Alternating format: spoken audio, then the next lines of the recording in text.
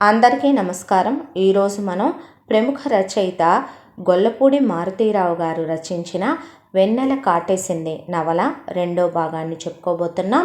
నవల్లోకి వెళ్ళబోయే ముందు మీరు కనుక మన ఛానల్ని ఫస్ట్ టైం చూస్తున్నట్లయితే తప్పకుండా మన ఛానల్ని లైక్ చేయండి, షేర్ చేయండి, సబ్స్క్రైబ్ చేయండి, బెల్ ఐకాన్ క్లిక్ చేసి ఆల్ అనే బటన్ని ప్రెస్ చేయడం మర్చిపోకండి.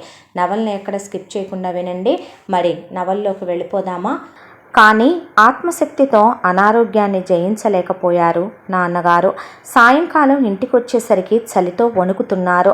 శాలువా కప్పుకొని చలి జ్వరం వచ్చిందిరా, తగ్గుతుందిలే అన్నారు నన్ను చూసి నవ్వి.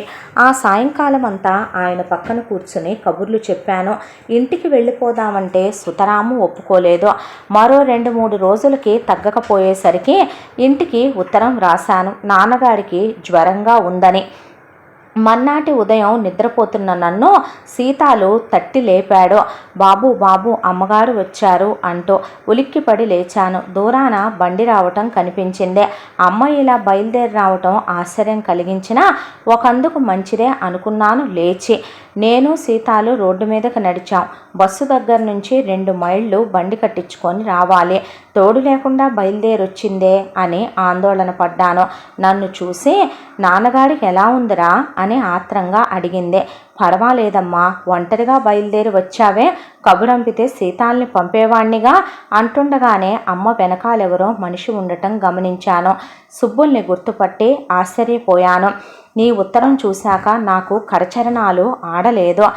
ఏం చెయ్యాలో తోచక బెంబేలు పడుతుంటే సుబ్బులు నాకు ధైర్యం చెప్పింది. వాళ్ళ మామని అడిగి కావలిస్తే తను తోడుగా వస్తానందే. సమయానికి వాళ్ళ తాతయ్య కూడా ఊళ్ళో లేరు. వాళ్ళ మామని బతిమాలి ఆవిడ్ని ఒంటరిగా వదిలేసి పరిగెత్తుకు వచ్చాను అందే. నాకు చాలా ఆనందం కలిగింది. సుబ్బులు దిగగానే మా అమ్మకి వినిపించకుండా థ్యాంక్స్ చెప్పాను. సుబ్బులు మాట్లాడలేదు. మా అమ్మ కొంగు వదలనూ లేదు. నా ముఖం ఓసారి ప్రసన్నంగా చూసి ఆమె వెనక్కి నిలబడింది. ఇప్పుడు సుబ్బుల్ని చూశాక ఈ 10 రోజులు ఎంత నీరసంగా గడిచాయో ఒక్కసారి అర్థమైంది. ఇంతవరకు నిరర్థకంగా నిర్జీవంగా కనిపించే అడవి, చింతతోపు, సరుగుడు తోటలు, వాగు, సాయంకాలపు షికార్లు అర్థవంతంగా మధురంగా గోచరించాయి. రాక వచ్చిన మా ప్రత్యేక అతిథికి మా తోటల్ని చూపించవచ్చు. అడవంతా తిప్పి తీసుకురావచ్చు. మధ్యాహ్నం తాటితోపుల్లోకి తీసుకెళ్లి తాటి ముంజలు తినిపించాలి. సాయంకాలం వాగు షికారు ఉండనే ఉంది. కలలు కంటున్న ఆరాధ్య దేవత తన రాజ్యంలోకి వచ్చినప్పటి సంతోషం ఆ కొద్ది వ్యవధిలో అనుభవించాను నేను. అమ్మని చూడగానే నాన్నగారు ఆశ్చర్యపోయారు. కానీ ఆమెను చూశాక ఆమె ఉనికి అవసరమని ఆయనకు అప్పుడు అనిపించినట్లుంది. ఇలాంటి సందర్భాలలో సేవ చేసే భార్య పక్కన ఉండటం నిజంగా ఎంత అదృష్టం. రోజంతా నాన్నగారే మంచం దగ్గర నుంచి కదల్లేదు అమ్మ. ఇక్కడ ఆడవాళ్లు స్నానం చేయటానికి నీళ్లు లేవు. వెంటనే సీతాలను పంపించి ఆడవాళ్లు స్నానానికి తాటిమట్టలతో చిన్న మరుగుని అల్లించాను. 1 గంటలో తాత్కాలికంగా బాత్రూమ్ తయారయ్యింది.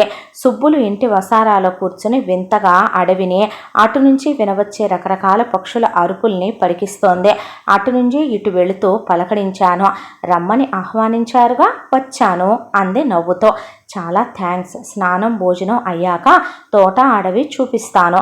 ఇక్కడికి పర్లాంగు దాటితే అడవి మరీ దట్టమవుతుంది. కాంట్రాక్ట్ ఇచ్చిన భాగం అంతా గుర్తు పెట్టుకుంటాం. మిగతా అడవిలో మాత్రం ఏమీ చేయకూడదు. చూడటానికి చాలా బాగుంటుంది. మండు వేసవిలో కూడా నిండు పున్నమిలాగా ఉంటుంది అడవిలో చెట్ల మధ్య అన్నాను. అసలే పెద్ద కళ్ళు మరింత పెద్దవి చేసి పులులుంటాయా అంది.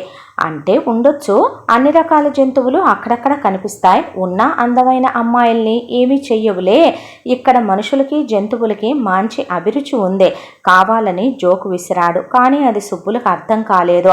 భావకుల కవితావేశంలాగా నా జోకు సుబ్బుల మీద ఇష్టమైందనుకుంటూ కూలీలకు పనులు చెప్పడానికి బయలుదేరాను. ఇవాళ పనంత చునుకుగా సాగుతున్నట్టు అనిపించింది. అమ్మగారిని చూడటానికి కొందరింటికి బయలుదేరారు. ఉన్నవాళ్లతోనైనా పని చేయించే దృష్టి లేదు. చాలామంది అయ్యగారి ఆరోగ్యం గురించి మధ్య మధ్య మాట్లాడుతున్నారు. అప్పలరాజు గారు 11 కాగానే వచ్చి, నేను కూర్చుంటాను బాబు, ఇంటి దగ్గర ఆడవాళ్ళు ఉన్నారు, మీరెళ్ళి వాళ్ళకేం కావాలో చూడండి అన్నారు. మనసులో ఆయనకి కృతజ్ఞత చెప్పుకుని ఇంటివైపు బయలుదేరాను. 2 చెట్ల కాయలు దింపించాను బాబు, తాటి ముంజలు 2 గంటలకు ఇంటికొస్తాయి అన్నారు వెళ్ళబోతుంటే. ఏదో ఆలోచన తోచి ఆగి, వాటిని తోపులోనే ఉంచండి, అక్కడికే వచ్చి తింటాం అన్నాను. ఇంటికి వస్తే బయట తిరిగే సదావకాశం పోతుందనే తపన. వెళ్ళేసరికి నాన్నగారు కూర్చుని కబుర్లు చెప్తున్నారు. సుబ్బులు పళ్ళరసం తీసి ఆయనకిస్తోంది. చాలా సంవత్సరాలుగా తెలిసిన వ్యక్తిలాగా ఆమెతో నవ్వుతూ కబుర్లు చెప్తున్నారు. అమ్మ నాయర్కు పనులు పురమాయిస్తోంది. ఇక్కడ ఇంత హాయిగా ఉండక విజయనగరంలో ఎందుకు కాపురం పెట్టారా అని అనుకున్నాను. కానీ ఈ హాయికి కారణం ఆ క్షణంలో సుబ్బులు అక్కడ ఉండటమేనని మనసుకు తట్టలేదు. అమ్మ సారథ్యంలో ఎప్పుడూ లేనిది ఉప్పు కారం బాగా దట్టించి వంట చేశాడు నాయర్. కానీ భోజనం రుచి పూర్తిగా అనుభవించనివ్వలేదు అమ్మ. భోజనం పూర్తయ్యాక, నువ్వు ఊరికెళ్ళాలిరా అందే. పిడుగు మీద పడ్డట్టు తుళ్ళిపడ్డాను నేను మాట్లాడే లోపల అదేం అన్నారు నాన్నగారు. అక్కడ సుబ్బులు మామగారు ఒంటరిగా ఇంట్లో ఉన్నారు. ముసలాయన కూడా లేరు. ఇల్లంతా ఆమె ఒక్కరూ చూసుకోవటం బాగుండదు. అదీగాక చీకటి పడే వేళకి వీడిని పంపుతానన్నాను. బొత్తిగా మగదిక్కు లేకుండా వదిలేస్తే ఎలాగా అంది అమ్మ. నా ఉత్సాహం అంతా చప్పబడిపోయింది. సుబ్బులు ఏమనుకుంటుందోనని చుట్టూ చూశాను. గుమ్మం పక్కన కూర్చుని తమలపాకులు చుడుతోంది. తనకి ఈ విషయం ఏమీ పట్టనట్టు. నాన్నగారికి ఒంట్లో బాగలేదు, నేను వెడితే ఇక్కడ పనులు ఎవరు చేస్తారు, నేను వెళ్ళను అన్నాను. నాన్నగారు ఏమనాలో తెలియక దిక్కులు చూశారు. అయినా ఏదో చదువుకోవాలని ఎలాగో వెళ్ళాలనుకున్నావుగా అన్నారు చివరికి. నాకు పచ్చి వెలక్కాయ గొంతులో పడ్డట్టు అయ్యింది. చెప్పిన అబద్ధమే ఎదురు తిరిగింది. నిస్సహాయంగా సుబ్బులు వైపు చూశాను క్రీగంట. ఆమె పెదవుల చివర నవ్వును గుర్తించి కసిగా పళ్ళు కొరుక్కున్నాను. నేను గమనిస్తున్నానని గ్రహించినట్టు ఒకసారి తలెత్తి మళ్ళీ తన పనిలో పడింది. నా మాట తీసేయలేక వాళ్ళమ్మాయిని నా వెంట పంపిందావిడ. మరి నా మాట పోతే ఏమైనట్టు అంది అమ్మ. నేను మాట్లాడకుండానే నాన్నగారు తీర్పు చెప్పేశారు. సరేలే, ఎండ చల్లబడ్డాక అలాగే వెళతాడు అన్నారు. నేను కిక్కురు మనలేదు. వసారాలో మంచం వేసుకుని ఏదో ఇంగ్లీష్ నవల పట్టు కూర్చున్నాను. మధ్యాహ్నం ఎండలో ప్రపంచమంతా భగభగా మండిపోతున్నట్టు అనిపించింది. కూడదీసుకున్న కళ చెదిరిపోయినట్టు అనిపించింది. మనసులో నిరుత్సాహం ఎక్కువయ్యి చికాకు అనిపించింది. భోజనం చేశాక ఎండ చల్లబడే లోపల తాటితోపు వైపు కబుర్లు చెప్పుకుంటూ నడిచి రావచ్చునన్న ఆలోచన హఠాత్తుగా తోచి కొంతలో కొంత నయం అనుకున్నాను. లేచి కూర్చున్నాను. ఎండ మరీ ఎక్కువగా లేదు. దూరంగా బారులు తీర్చిన సరుగుడు చెట్లు యుద్ధానికి సన్నద్ధంగా ఉన్న పదాతి దళంలాగా ఉన్నాయి. గాలికి చెట్టు నుండి జారిపోయిన పిట్టలు మరో నీడని వెతుక్కుంటున్నాయి. అమ్మ సుబ్బులు భోజనం పూర్తయ్యే వరకు అక్కడే ఎదురు చూడదలిచాను.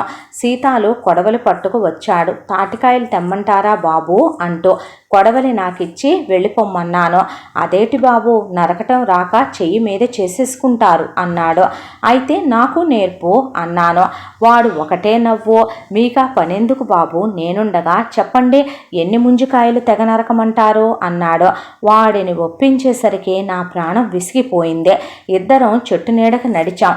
5 పింజల్ని ఎక్కడి నుంచో కోసుకొచ్చాడు. అక్కడి నుంచి వాడో కాయ నరికి చూపటం, నేను మళ్ళీ చేయటం. దాదాపు అరగంట పట్టింది నాకు చేతనయ్యేసరికి. అప్పటికప్పుడు 4 ముంజికాయలు కోసి కన్ను విడకుండా నీరు పోకుండా తీయగలిగాను.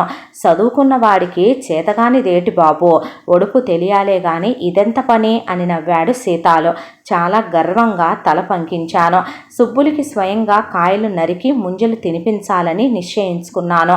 తోపు దగ్గర ఉంటాను బాబు అంటూ సీతాలు వెళ్ళిపోయాడు. కొడవలి తీసుకుని ఉత్సాహంగా ఇంటివైపు నడిచాను. అప్పటికి 2 అయ్యింది. మరో గంట గంటన్నర కన్నా టైం లేదు. కనీసం నాలుగుకైనా బయలుదేరకపోతే చీకటి పడేసరికి టౌన్ చేరలేను. ఈ గంటన్నరలోనే అనుకున్న షికారు జరిగిపోవాలి. కానీ ఇంటి దగ్గరకు వచ్చేసరికి అక్కడ పరిస్థితి వేరుగా ఉంది. నాన్నగారు గదిలో నిద్రపోతున్నారు. గది గుమ్మం మీద తల ఆనించి లోపల వైపు అమ్మ నిద్రపోతోంది. అదే గుమ్మం మీద తల ఆనించి ఇటువైపు సుబ్బులు నిద్రపోతోంది. తెల్లవారుజామున బయలుదేరారేమో. ఆ అలసట వల్ల ఇద్దరు దీర్ఘంగా నిద్రపోతున్నారు. అమ్మ గుర్రు పెడుతోంది. తాంబూలం వేసుకున్నట్టుంది. సుబ్బులు పెదాలు నిదట్లో 2 ఎర్రగన్నేరు పువ్వుల్లాగా కదులుతున్నాయి. నిరుత్సాహంతో ఆశాభంగంతో ఒళ్ళు మండిపోయింది నాకు. ఏం చెయ్యాలో తోచక మంచం మీద చతికిలబడ్డాను. క్రమంగా ఎండ వాలుతోంది. చెట్లు విశ్రాంతిగా తలలూపుతున్నాయి. కాళ్ళ దగ్గర వాడిపోయిన పూలచెండు కనిపించింది. ఉదయం సుబ్బులు పెట్టుకున్న చెండేనని తెలుస్తోంది. ధైర్యం చేసి సుబ్బులు కాళ్ళ మీద పడేలాగా విసిరాను. అందువల్ల ఆమెకు కోపం రావచ్చు. కానీ ఆ ఆలోచన రాలేదు. వచ్చినా భరించడానికి సిద్ధపడేట్టు ఉంది అప్పటి నా పరిస్థితి. అయితే అంతవరకు రానేలేదు కదా. చెండు తగిలిన చోట చీర సరిచేసుకుని అటు తిరిగి విశ్రాంతిగా పడుకుంది సుబ్బులు. శరీరం యావత్తు కోపంతో భగభగలాడిపోయింది నాదే.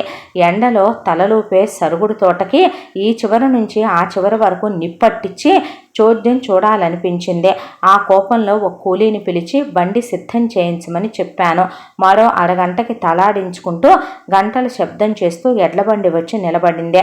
సీతాలు తోపు దగ్గర కూర్చుంటానన్నాడండి, తమ కోసం తమతో చెప్పమన్నాడండి అన్నాడు బండివాడు.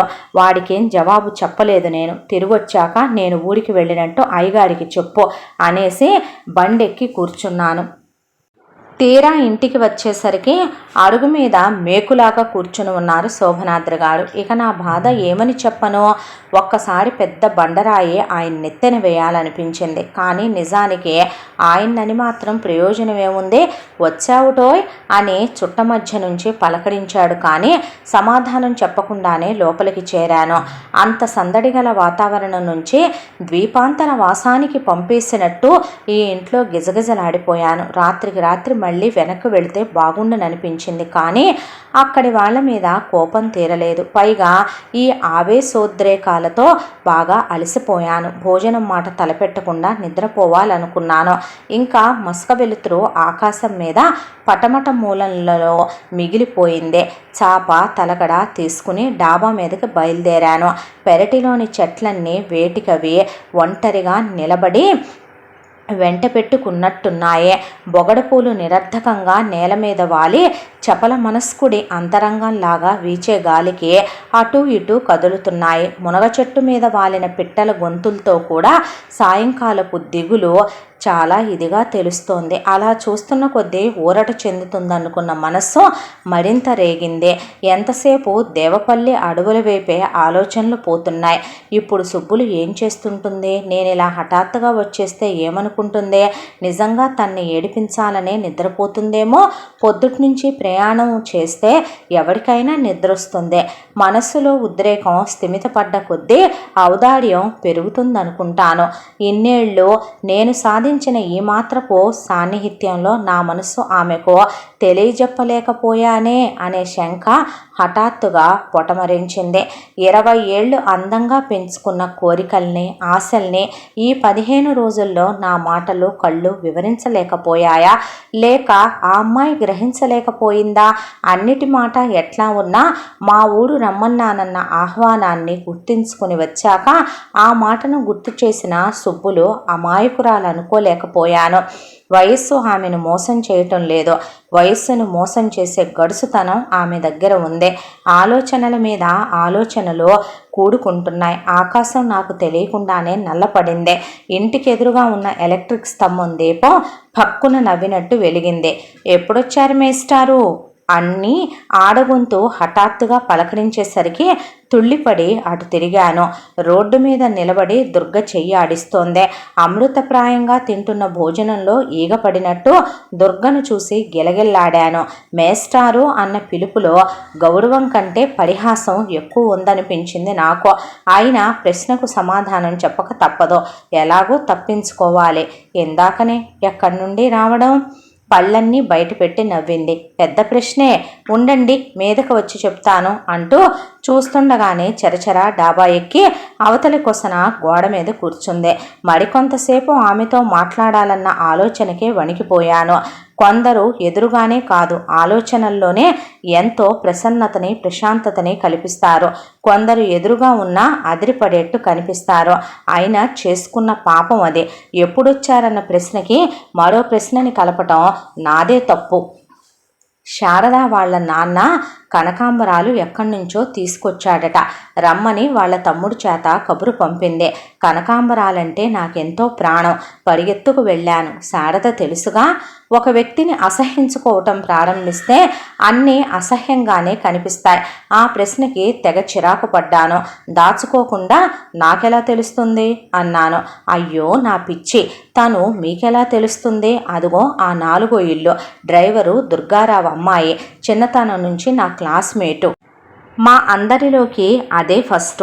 ఎక్కడా ఆగకుండా ఎస్ఎల్సి వరకు దూసుకొచ్చేసింది. మా ఇంటికి వచ్చి నాకు లెక్కల్లో తర్ఫీదిచ్చేది. ఎస్ఎల్సిలో మా స్కూల్కి ఫస్ట్గా వచ్చింది. వాళ్ళ నాన్న కాలేజీలో చేర్చలేనని తేల్చేశాడు. అప్పుడు నేనేం చేశానో తెలుసా? కొంగున ఉన్న పువ్వులు గట్టు మీద పోసి దారానికి ముడివేస్తూ మళ్ళీ ప్రారంభించింది. మా నాన్నగారు నన్ను వాల్తేరులో చదివించాలనుకున్నారు. కానీ శారదని కాలేజీలో చేర్చకపోతే నేను చేరనని పట్టుబట్టి కూర్చున్నాను. నా పోరు పడలేక మా నాన్నగారు ఓ రోజు దుర్గారావుని పిలిపించారు. మా నాన్నగారు అడిగితే తిండి బట్ట తప్ప మరేమీ పెట్టుకోలేనని చేతులెత్తేశాడు. అప్పట్నుంచి దానికి జీతం పుస్తకాలు అన్నీ మా నాన్నగారే భరిస్తున్నారు. అలా స్కాలర్షిప్ సంపాదించింది మా శారద. దుర్గ మాటల్లో కామాలు పులిస్టాపులు లేవు. కొందరికి మాట ఆగిపోతే మరో మాట దొరకదేమోనన్న భయం. అందుకని ఆగకుండా మాట్లాడేస్తారు. మాట పూర్తయ్యాక ఏదో తప్పు చేసినట్టు మొహం పెడతారు. సరిగ్గా అలాగే చేసింది దుర్గ. నా మీద ఓ సదభిప్రాయాన్ని కలిగించటానికి ఇదంతా చెబుతోందా అని అనుమానపడ్డాను. కానీ లేదు. చాలా మామూలుగా యాదృచ్ఛికంగానే బయటపెట్టింది. ఆ అమ్మాయికి చాలా గొప్ప సహాయమే చేశారు అన్నాను. ఆ నాన్సెన్స్. సహాయం గిహాయం నాకు తెలియదు. చిన్నప్పటి నుంచి కలిసి తిరిగాం. కాలేజీలో ఒక్కతిని చదవలేక మరొకరిని తోడు తీసుకెళ్లాను అందే. అందుకు మీ నాన్నగారు అంగీకరించడం గొప్పే కదా. గొప్ప లేదు గోడు లేదు. ఒప్పుకోకపోతే నేను ఏడుస్తూ కూర్చుంటానని ఆయనకి భయం. అంతే. ప్రతి చర్యలోనూ స్వార్థపు కోణాన్ని చూసే ధోరణి కొత్తగానే కనిపించింది నాకు. నవ్వొచ్చింది. దుర్గలో ఈ కుండబద్దలు కొట్టే స్వభావం నాకు చాలా నచ్చింది. అనుకోకుండా నాకు తెలియకుండానే ఆమె పట్ల నాకున్న వ్యతిరేక భావాన్ని మరిచిపోయి మాట్లాడటం ప్రారంభించాను. ఉన్నట్టుండి అడిగిందే, మా సుబ్బులు మీతో మీ ఊరు వచ్చిందటగా? అంత సూటి ప్రశ్నకు మొదట తెల్లబోయాను. నాతో కాదు, మా అమ్మతో. పోనీ మీ అమ్మతోనే అనుకోండి. ఇప్పుడు మీతో తీసుకురాలేకపోయారా? నాకు ఇక్కడేం తోచడం లేదు. సెలవులని ఎదురు చూడటం, ఇక్కడ తోచక ఎక్కే గుమ్మం దిగే గుమ్మం తిరగటం. దుర్గకి సాంఘిక మర్యాదలు మంచి చెడ్డల మీద దృష్టి ఏర్పడలేదు. ఆ దృష్టి చక్కగా హైస్కూల్ స్థాయిలోనే ఆగిపోయి పెరగటం మానేసింది. అందుకే ఆ అమాయకత్వంలో పసిపిల్లలాగా అందంగా కనిపించింది నాకు. అయితే ఎవరికైనా అది అవకాశంగా మాత్రం కనిపించిందా? ఆమె జీవితం పణంగా ఓడిపోవలసి ఉంటుంది. సుబ్బులు మీకెలా తెలుసు? ఇక్కడికి వచ్చాకనేనా? అదేం ప్రశ్న? మేమంతా చిన్నప్పుడు ఆడుకునే వాళ్ళమండి. మరొత్తి కూడా ఉండేది. దాని పేరు కస్తూరి. మా సుబ్బులే అంటే దానికన్నా చాలా చాలా అందగత్తె మా కస్తూరి. ఈ ఇల్లు కట్టినప్పుడు లేచి లేవని గోడల మధ్య దాగుడు మూతలాడి మేస్త్రీలకి తోచనిచ్చే వాళ్ళం కాదు. అప్పుడు మేం 10 ఏళ్ల వాళ్ళం. నాకు చాలా జ్ఞాపకం. ఆ రోజు ఈ డాబా వేస్తున్నారు. ప్లాన్ వేశారు. గోడలు లేవలేదు ఇంకా. దాగుడు మూతలాడుతూ 1/2 డజను మంది ఈ డాబా ఎక్కేశాం. శారద, నేను, కస్తూరి పరిగెత్తుతున్నాం. సుబ్బులు దొంగ మమ్మల్ని పట్టుకోవటానికి మెట్లెక్కింది. దాన్ని చూస్తూ వెనక్కి అడుగులు వేశాం. 4 అడుగులు వెళ్ళామో లేదో కెవ్వున కేక వినిపించింది. వెనక్కి తిరిగి చూస్తే ఇంకేముంది? కిందన మా కస్తూరి రక్తం అడుగులో ఉంది. మరో అడుగులో నేను పడేదాన్నే. అంతా గొల్లుమన్నాం. కస్తూర్ని ఎవరూ చూడలేకపోయాం. తెల్లారేసరికి అందరికీ జ్వరాలు వచ్చేశాయి. 6 నెలల పాటు ఎక్కడ కలిసినా అంతా బోరుమని ఏడ్చేవాళ్ళం అంది. నేను నిశ్చేష్టున్నయ్యి విన్నాను. అంతా దిగులైన కథ చెబుతున్నప్పుడు మాటలో ఉద్రేకం, ఆవేశం లేదు దుర్గకి. కళ్ళు నీళ్లు రాలేదు. ఏదో పాత కథని పదే పదే చెబుతున్న దాన్ని వెళ్ళబోసినట్టు చెప్పి పువ్వులు ముడుస్తోంది. నేను నిశ్చేష్టున్నయ్యి విన్నాను. నేను నిట్టూర్చి, అయితే మీ స్నేహితురాళ్లలో ఒకరు పోయారన్నమాట అన్నాను. ఒకరు పోయారో, మరొకరు అదే మా సుబ్బులు. వాళ్ళ నాన్నకి బదిలీ అయ్యి మద్రాసు వైపు వెళ్ళిపోయింది. ఇది చాలా దొంగ. దాని ముఖం చూసి దాన్ని నమ్మకండి అని బొంగమూతి పెట్టి ఆశ్చర్యంతో చూస్తే నవ్వేసింది. ఊరికే అన్నాను. చాలా తెలివైంది సుబ్బులు. చదివిస్తే మాకంటే బాగా చదువుకునేది అందే. ఇంకా అలా చాలాసేపు మాట్లాడేదేమో కానీ హఠాత్తుగా వీధి వైపు చూసి ఆగిపోయింది. వేళయింది, నేను వెళతానండి. మనిద్దరినీ ఆ ఫూల్ ఇలా చూస్తే నోటికొచ్చినట్టు వాగుతాడు అందే. దండగుచ్చగా మిగిలిన కనకాంబరాల్ని చేతిలోకి తీసుకుందే. ఆ ఫూల్ ఎవరా అని చూడటానికి పిట్టగోడ దగ్గరికి వచ్చాను. ఎదురింటి అరుక్కి సత్యరాజులు సైకిల్ చేరేస్తూ కనిపించాడు. అతని తెలివి మీద, చురుకుదనం మీద అమ్మాయిలందరికీ ఏకాభిప్రాయం ఉన్నందుకు నవ్వొచ్చింది నాకు. మెట్లు దిగబోతూ మిగిలిన కనకాంబరాల్ని చెయ్యి పట్టండి అని నా చేతుల్లో పోసింది. నాకెందుకు అన్నాను ఆశ్చర్యపోతూ. నవ్వింది. కనకాంబరాలకి వాసనుండదు, అయినా పువ్వులు పువ్వులే అంటూ మెట్లు చకచకా దిగి పారిపోయింది. నిర్ఘాంతపోయాను. ఆ మాటలో ఇంకేదైనా అర్థాన్ని పేర్చిందా అని. సాయంకాలపు చలిగాలికి పువ్వులు స్వచ్ఛంగా ఉన్నాయి. ప్రశాంతమైన మనస్సులాగా నిర్మలంగానూ కనిపించాయి. చేతిలో వాటిని పట్టుకుని చాప మీద వెళ్ళకిలా పడుకున్నానో లేదో, ఏం చేస్తున్నారు సార్ అంటూ సత్యరాజు వచ్చాడు. మొదట దుర్గను చూసినప్పుడున్న భావం ఆమె వెళ్ళేసరికి కరిగి మళ్ళీ రోజంతటికి అలసట నా నెత్తి మీద రుద్దినట్టు అనిపించింది. వాళ్ళు మీ ఊరు సరిగ్గా చేరారా? కుటుంబ శ్రేయస్సును కాంక్షించే కులపెద్ద కుటుంబంలోని మరీ చిన్నవాణ్ణి అడిగినట్టు అడిగాడు. ఎవరు అన్నాను. నవ్వాడు నా ముఖం చూసి. ఎవరా, మీకు తెలీదా? అసలు సుబ్బులికి బండి ప్రయాణం పడదు సార్. మేం మరీ చిన్నపిల్లలప్పుడు మా నాన్నతో కలిసి పెందుర్తి వేణుగోపాలస్వామి తీర్థాలకు వెళ్ళాం బండి మీద. అబ్బో, చాలా గొప్ప తీర్థం లేండి. పాపం అక్కడికి చేరేసరికి సుబ్బులికి ఒకటే వాంతులు. కాలు తీసి కాలు వేయలేకపోయింది. ఆ అమ్మాయి అస్వస్థత కన్నా చిన్నప్పుడు వాడి ఆత్మీయతని చెప్పటం అతని ముఖ్యోద్దేశమని గ్రహించాను. కొంతసేపు ఏడిపించాలనుకున్నాను. కల్రా ఏమో, పరీక్ష చేయించలేకపోయారా? చచా, కలరా అయితే ఇన్నాళ్ళు బతుకుతారా? కలర్ తాగింది దారిలో, తెలుసుగా, ఐస్ సోడా, అంతే అని విరగబడి నవ్వాడు. అంతలో సీరియస్గా మారి, అసలు చిన్నప్పటి నుంచి సుబ్బులు మా ఇంట్లోనే పెరిగిందండి. మా ఇద్దరికి పెళ్లి చేయాలని. మా మాట అలా ఉంచండి, మా అమ్మ వాళ్ళమ్మ అనుకునేవారట. ఉల్లిపొర కాగితం మీద ముత్యాల ముగ్గులాగా ఆకాశం కనిపిస్తోంది. చంద్రుడు కిలుం పట్టిన ఇత్తడి పళ్ళెంలాగా కనిపిస్తున్నాడు. చూస్తూ వెళ్ళకిలా పడుకున్నాను. సుబ్బులు పిండి ముద్ద లాంటిదండి. ఎలా వంచితే అలా వంగిపోతుంది. అందుకే దాన్ని కాపాడటానికి పక్కనే ఎవరో ఒకరు ఉంటూ ఉండాలి.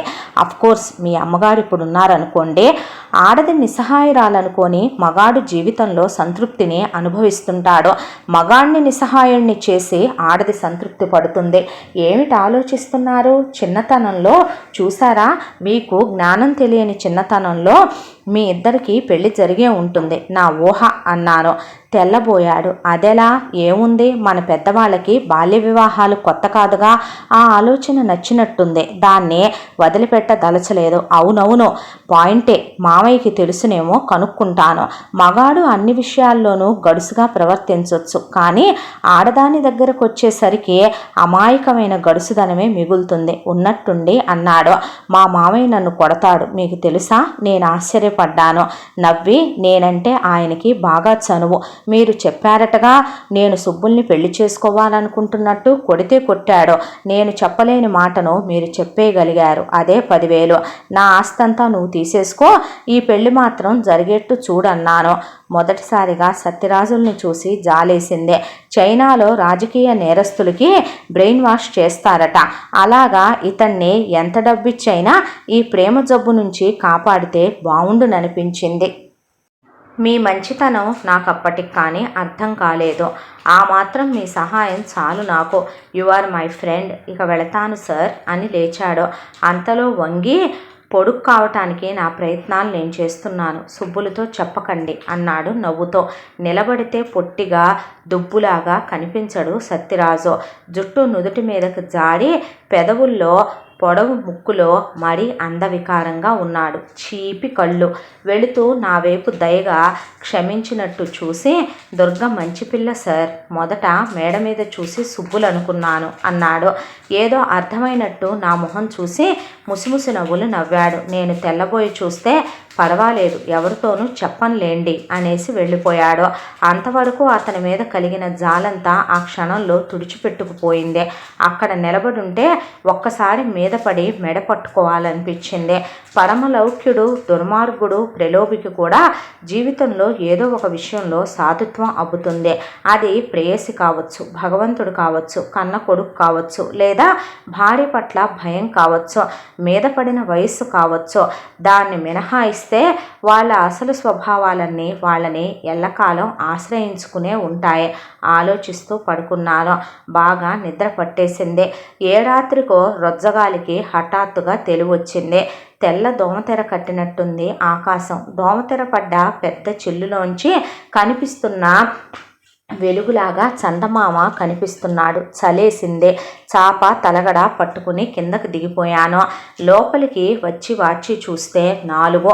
దుప్పటి కప్పుకు పడుకునే ప్రయత్నం చేశాను. అటువైపు శోభనాద్రి వాటాలో మాటలు వినిపిస్తున్నాయి. వృద్ధ దంపతులిద్దరికీ నిద్ర పట్టినట్టుంది. లేచి ఏ విషయాన్ని గురించో పోట్లాడుకుంటున్నారో. మాట అనుకోవటం తెలుస్తోంది. తెల్లవారుజామునే నీకు బుద్ధి లేదు అంటున్నారు శోభనాద్రి గారు. పోనీ మీకుందిగా, మీకు తోచినట్టు చేయండి అంటోంది ముసలావిడ ఉదాసీనంగా. అసలు నిన్నెవడు పంపమన్నాడు? నేను ఊరువాడ తిరగలేక చస్తున్నాను. మీరు ఇంట్లో తిని కూర్చోలేక చంపుతున్నారు.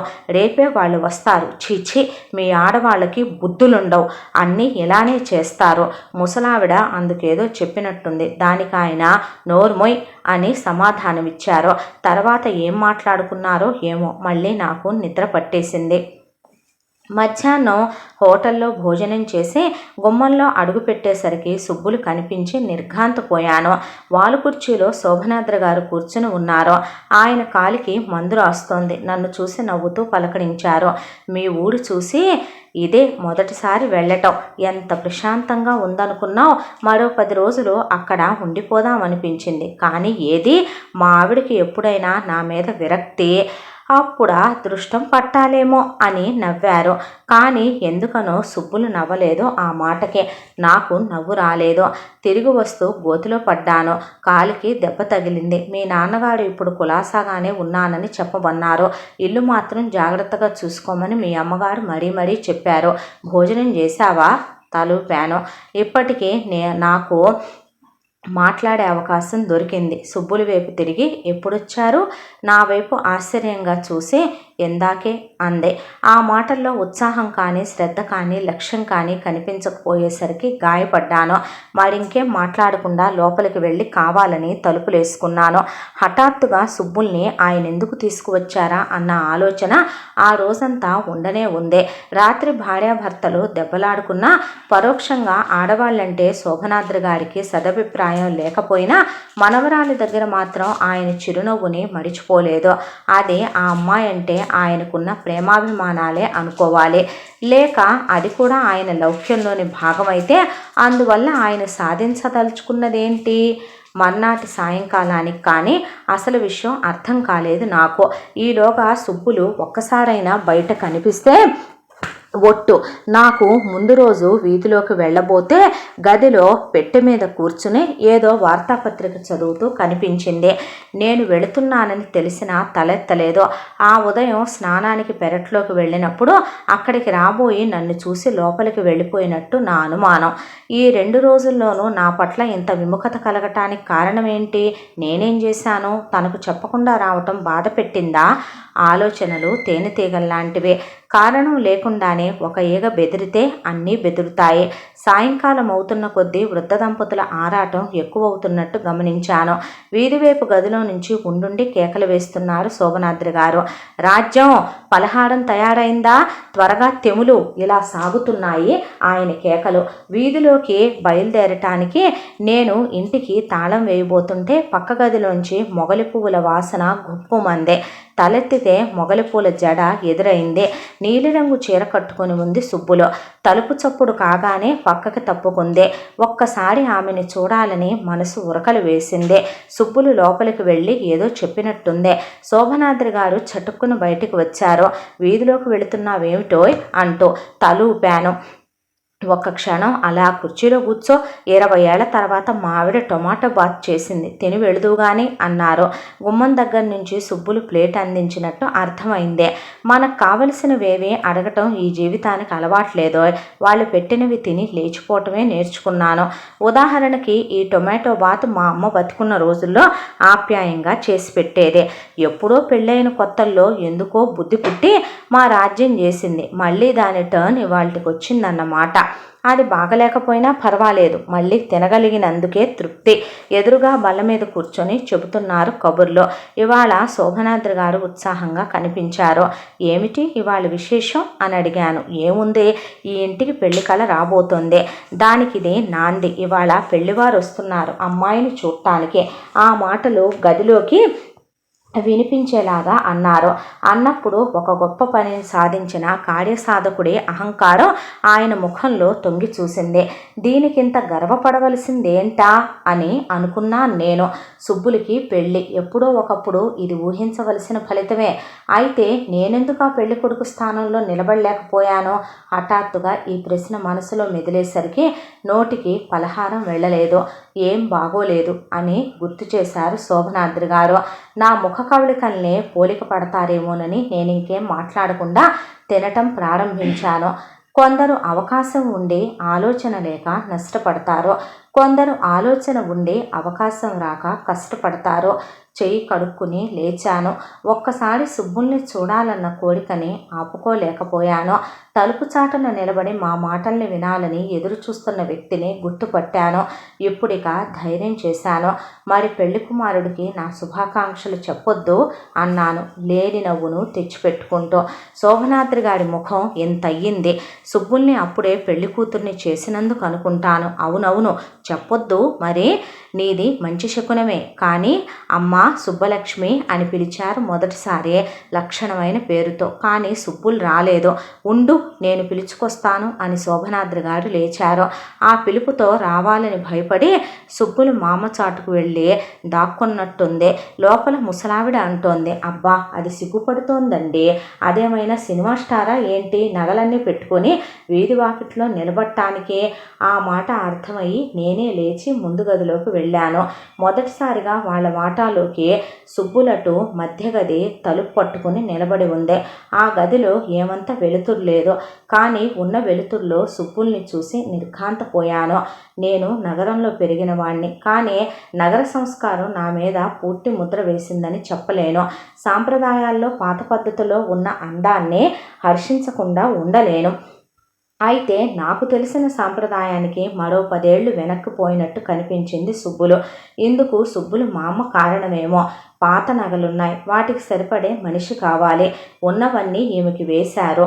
చెంపస్వరాలు, పాపిటి పిందెలు, బావిలీలు, నాగరం, వడ్డాణం, వంకీలు, చివరికి అడ్డబాస కూడా పెట్టారు.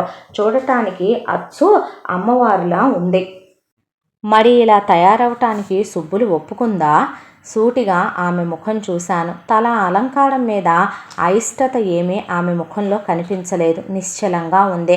ఉద్రేకపరిచే సౌందర్యానికి బంగారు పూత పూసి జోకొట్టి అందంగా తయారు చేసే మార్గాల్ని మన దేశంలో పూర్వులే తయారు చేసి పెట్టారనిపించింది. నేను సూటిగా చూస్తున్నానని తెలిసి తలదించుకుంది.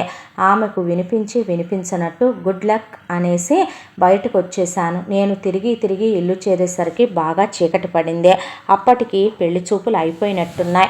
లాయర్ గారు ఇంటి వసారాలోంచి బయటకు వస్తూ శోభనాద్రి గారితో ఏదో మాట్లాడుతున్నారు. ఈ సంబంధం రావటంలో సోమయాజుల గారి పాత్ర ఏమై ఉందా అనుకున్నాను. నన్ను చూసి నవ్వి ఆ రోజు తర్వాత మళ్ళీ కనిపించలేదేమిటో అన్నారు. శోభనాద్రి గారికి నమస్కారం చెప్పి గుమ్మం దిగుతూ మధ్య నా భుజం మీద చెయ్యేసి మా ఈడియట్ ఎలా ఉన్నాడు అన్నారు. వెంటనే అన్నాను, ఆ రోజు మీ ముందు తొందరపడ్డానేమో, బాధ పెడితే క్షమించండి. వాట్ నాన్ సెన్స్, బాధ లేదు ఏమీ లేదు. పొగిడే వాళ్ళని డబ్బిచ్చి కొనుక్కోవచ్చోయ్, విమర్శకి, అందులో సద్విమర్శకి డబ్బు కూడా చాలదు. నువ్వు నాకు ఉపకారమే చేశావు, వస్తాను, పార్టీలు వెయిట్ చేస్తున్నారు అని ఎదుటి గుమ్మం ఎక్కారు. సుబ్బుల్ని చూసి ఒక్క క్షణం ఆశ్చర్యపడినా అంగీకరించని వ్యక్తి ఉండడనే అనుకున్నాను. కానీ సుబ్బులే అతన్ని చేసుకోవటానికి ఇష్టపడలేదని మర్నాడు దుర్గ చెప్పగా విని నిర్ఘాంతపోయాను. ఎందుకని అన్నాను ఆతృతగా. నవ్వింది దుర్గ. ఆడవాళ్ల నిర్ణయాలన్నిటికీ కారణాలుండవండి. నాకు ఉసిరికాయంటే ఇష్టం, మా శారద జాంపళ్ళంటే పడిచొస్తుంది, ఎందుకో చెప్పండి అని ఎదురు ప్రశ్న వేసింది. ఈ ప్రపంచంలో అందానికి అబ్బే ఔన్నత్యం అంతా కేవలం అందానిదే కాదు, దాన్ని చూసే దృష్టిది, చూడగల అభిరుచిదీను. అయితే ఈ విషయం మరునాటి సాయంకాలం వరకు తెలియలేదు. ఈలోగా ఆనవాయితీగా భోజనాల దగ్గర నుంచి వృద్ధ దంపతులిద్దరూ వాగ్యుద్ధం ప్రారంభించారు. మరి సుబ్బులు ఏం చేస్తుంది తెలియలేదు. వాళ్ళు వెళ్ళగానే ముందు గదిలో ముసుగు తన్ని నిద్రపోతుందేమో, ముసలావిడ తెగ ఉద్రేకపడుతోంది. కోప్పడి ఏం లాభం, ఆలోచించి పని చేయాలి. ఇప్పటికిలా అయ్యింది కదా, సరే మరో ప్రయత్నం అంటున్నారు ఆయన. తలా తోక అందని ఘర్షణ నాకేం అర్థం కాలేదు. నేను అర్థం చేసుకోవటానికి ప్రయత్నం చెయ్యనూ లేదు. కానీ సుబ్బులు మాత్రం హఠాత్తుగా నా మనసులో ఒక ముఖ్యమైన ఆలోచనాంశం అయిపోయింది.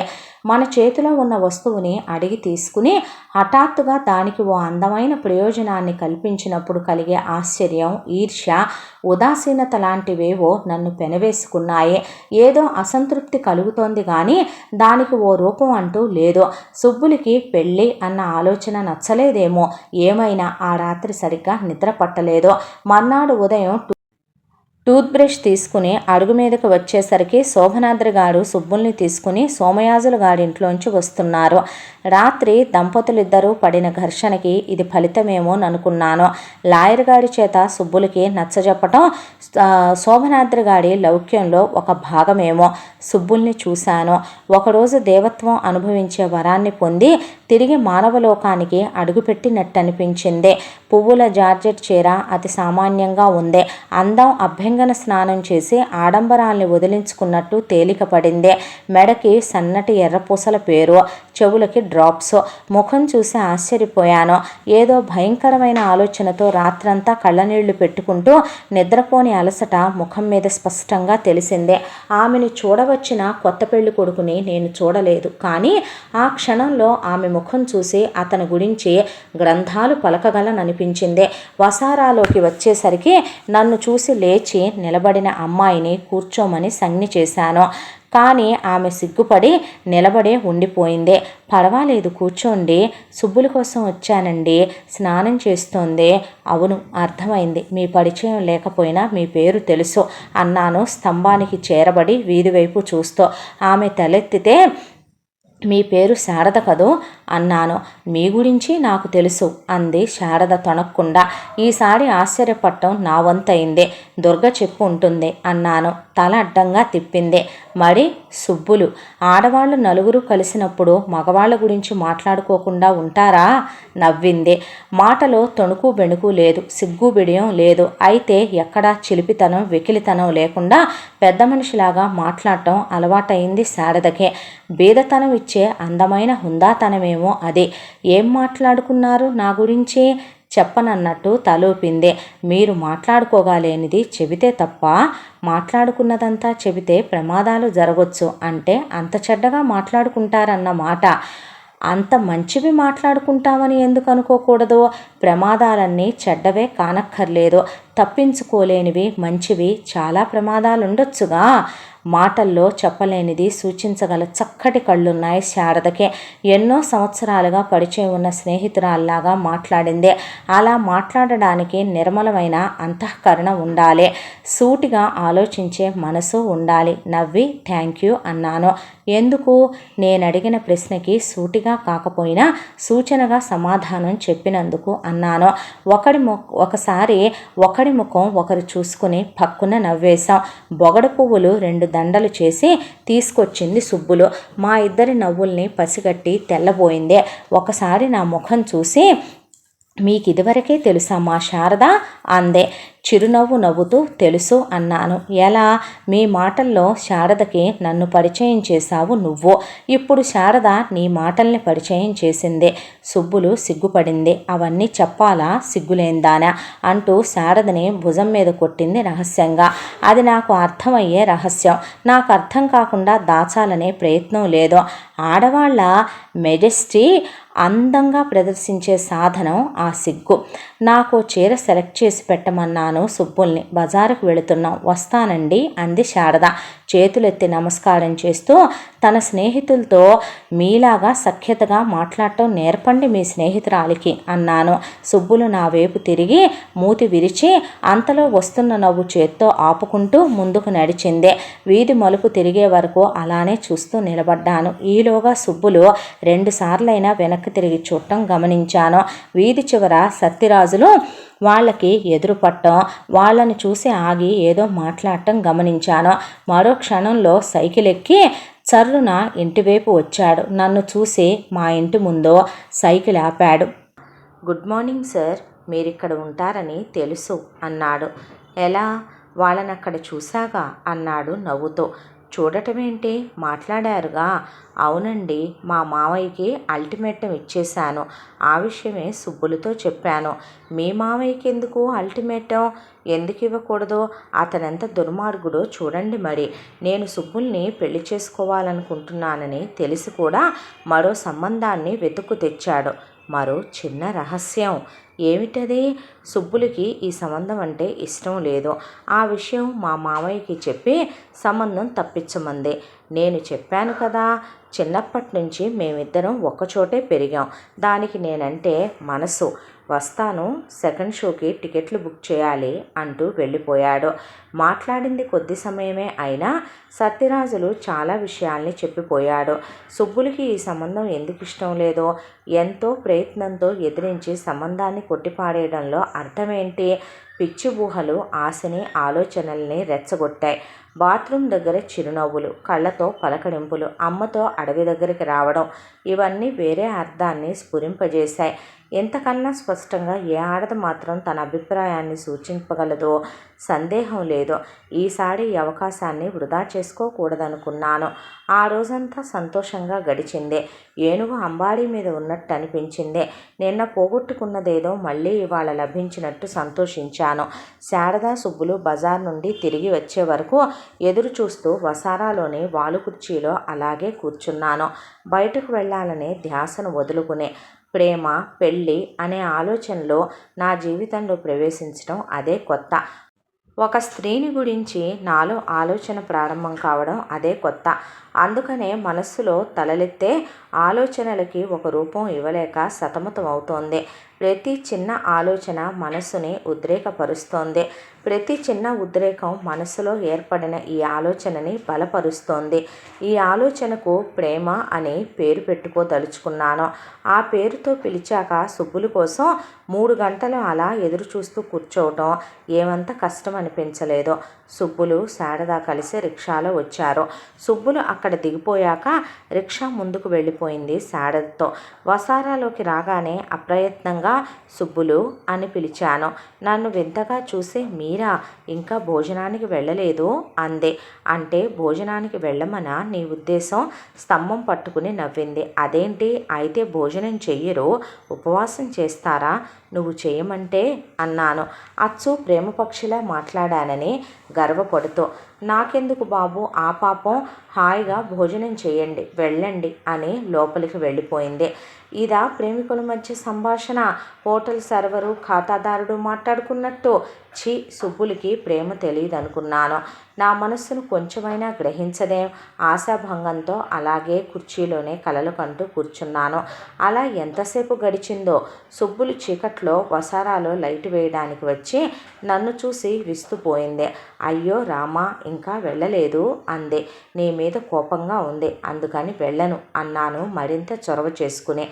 రహస్యం, ఆడవాళ్ళు ఏదీ ఇవ్వరు. మగవాడే కావలసిందేదో తీసుకోవాలని కోరుకుంటారు. తీసుకుంటే చూస్తూ ఊరుకుంటారు, సంతోషిస్తారు, సహకరిస్తారు. మంచిగా చెప్పే మాటలు ఇవి. ఆ చొరవకి సుబ్బులికి నవ్వొచ్చినట్లుంది.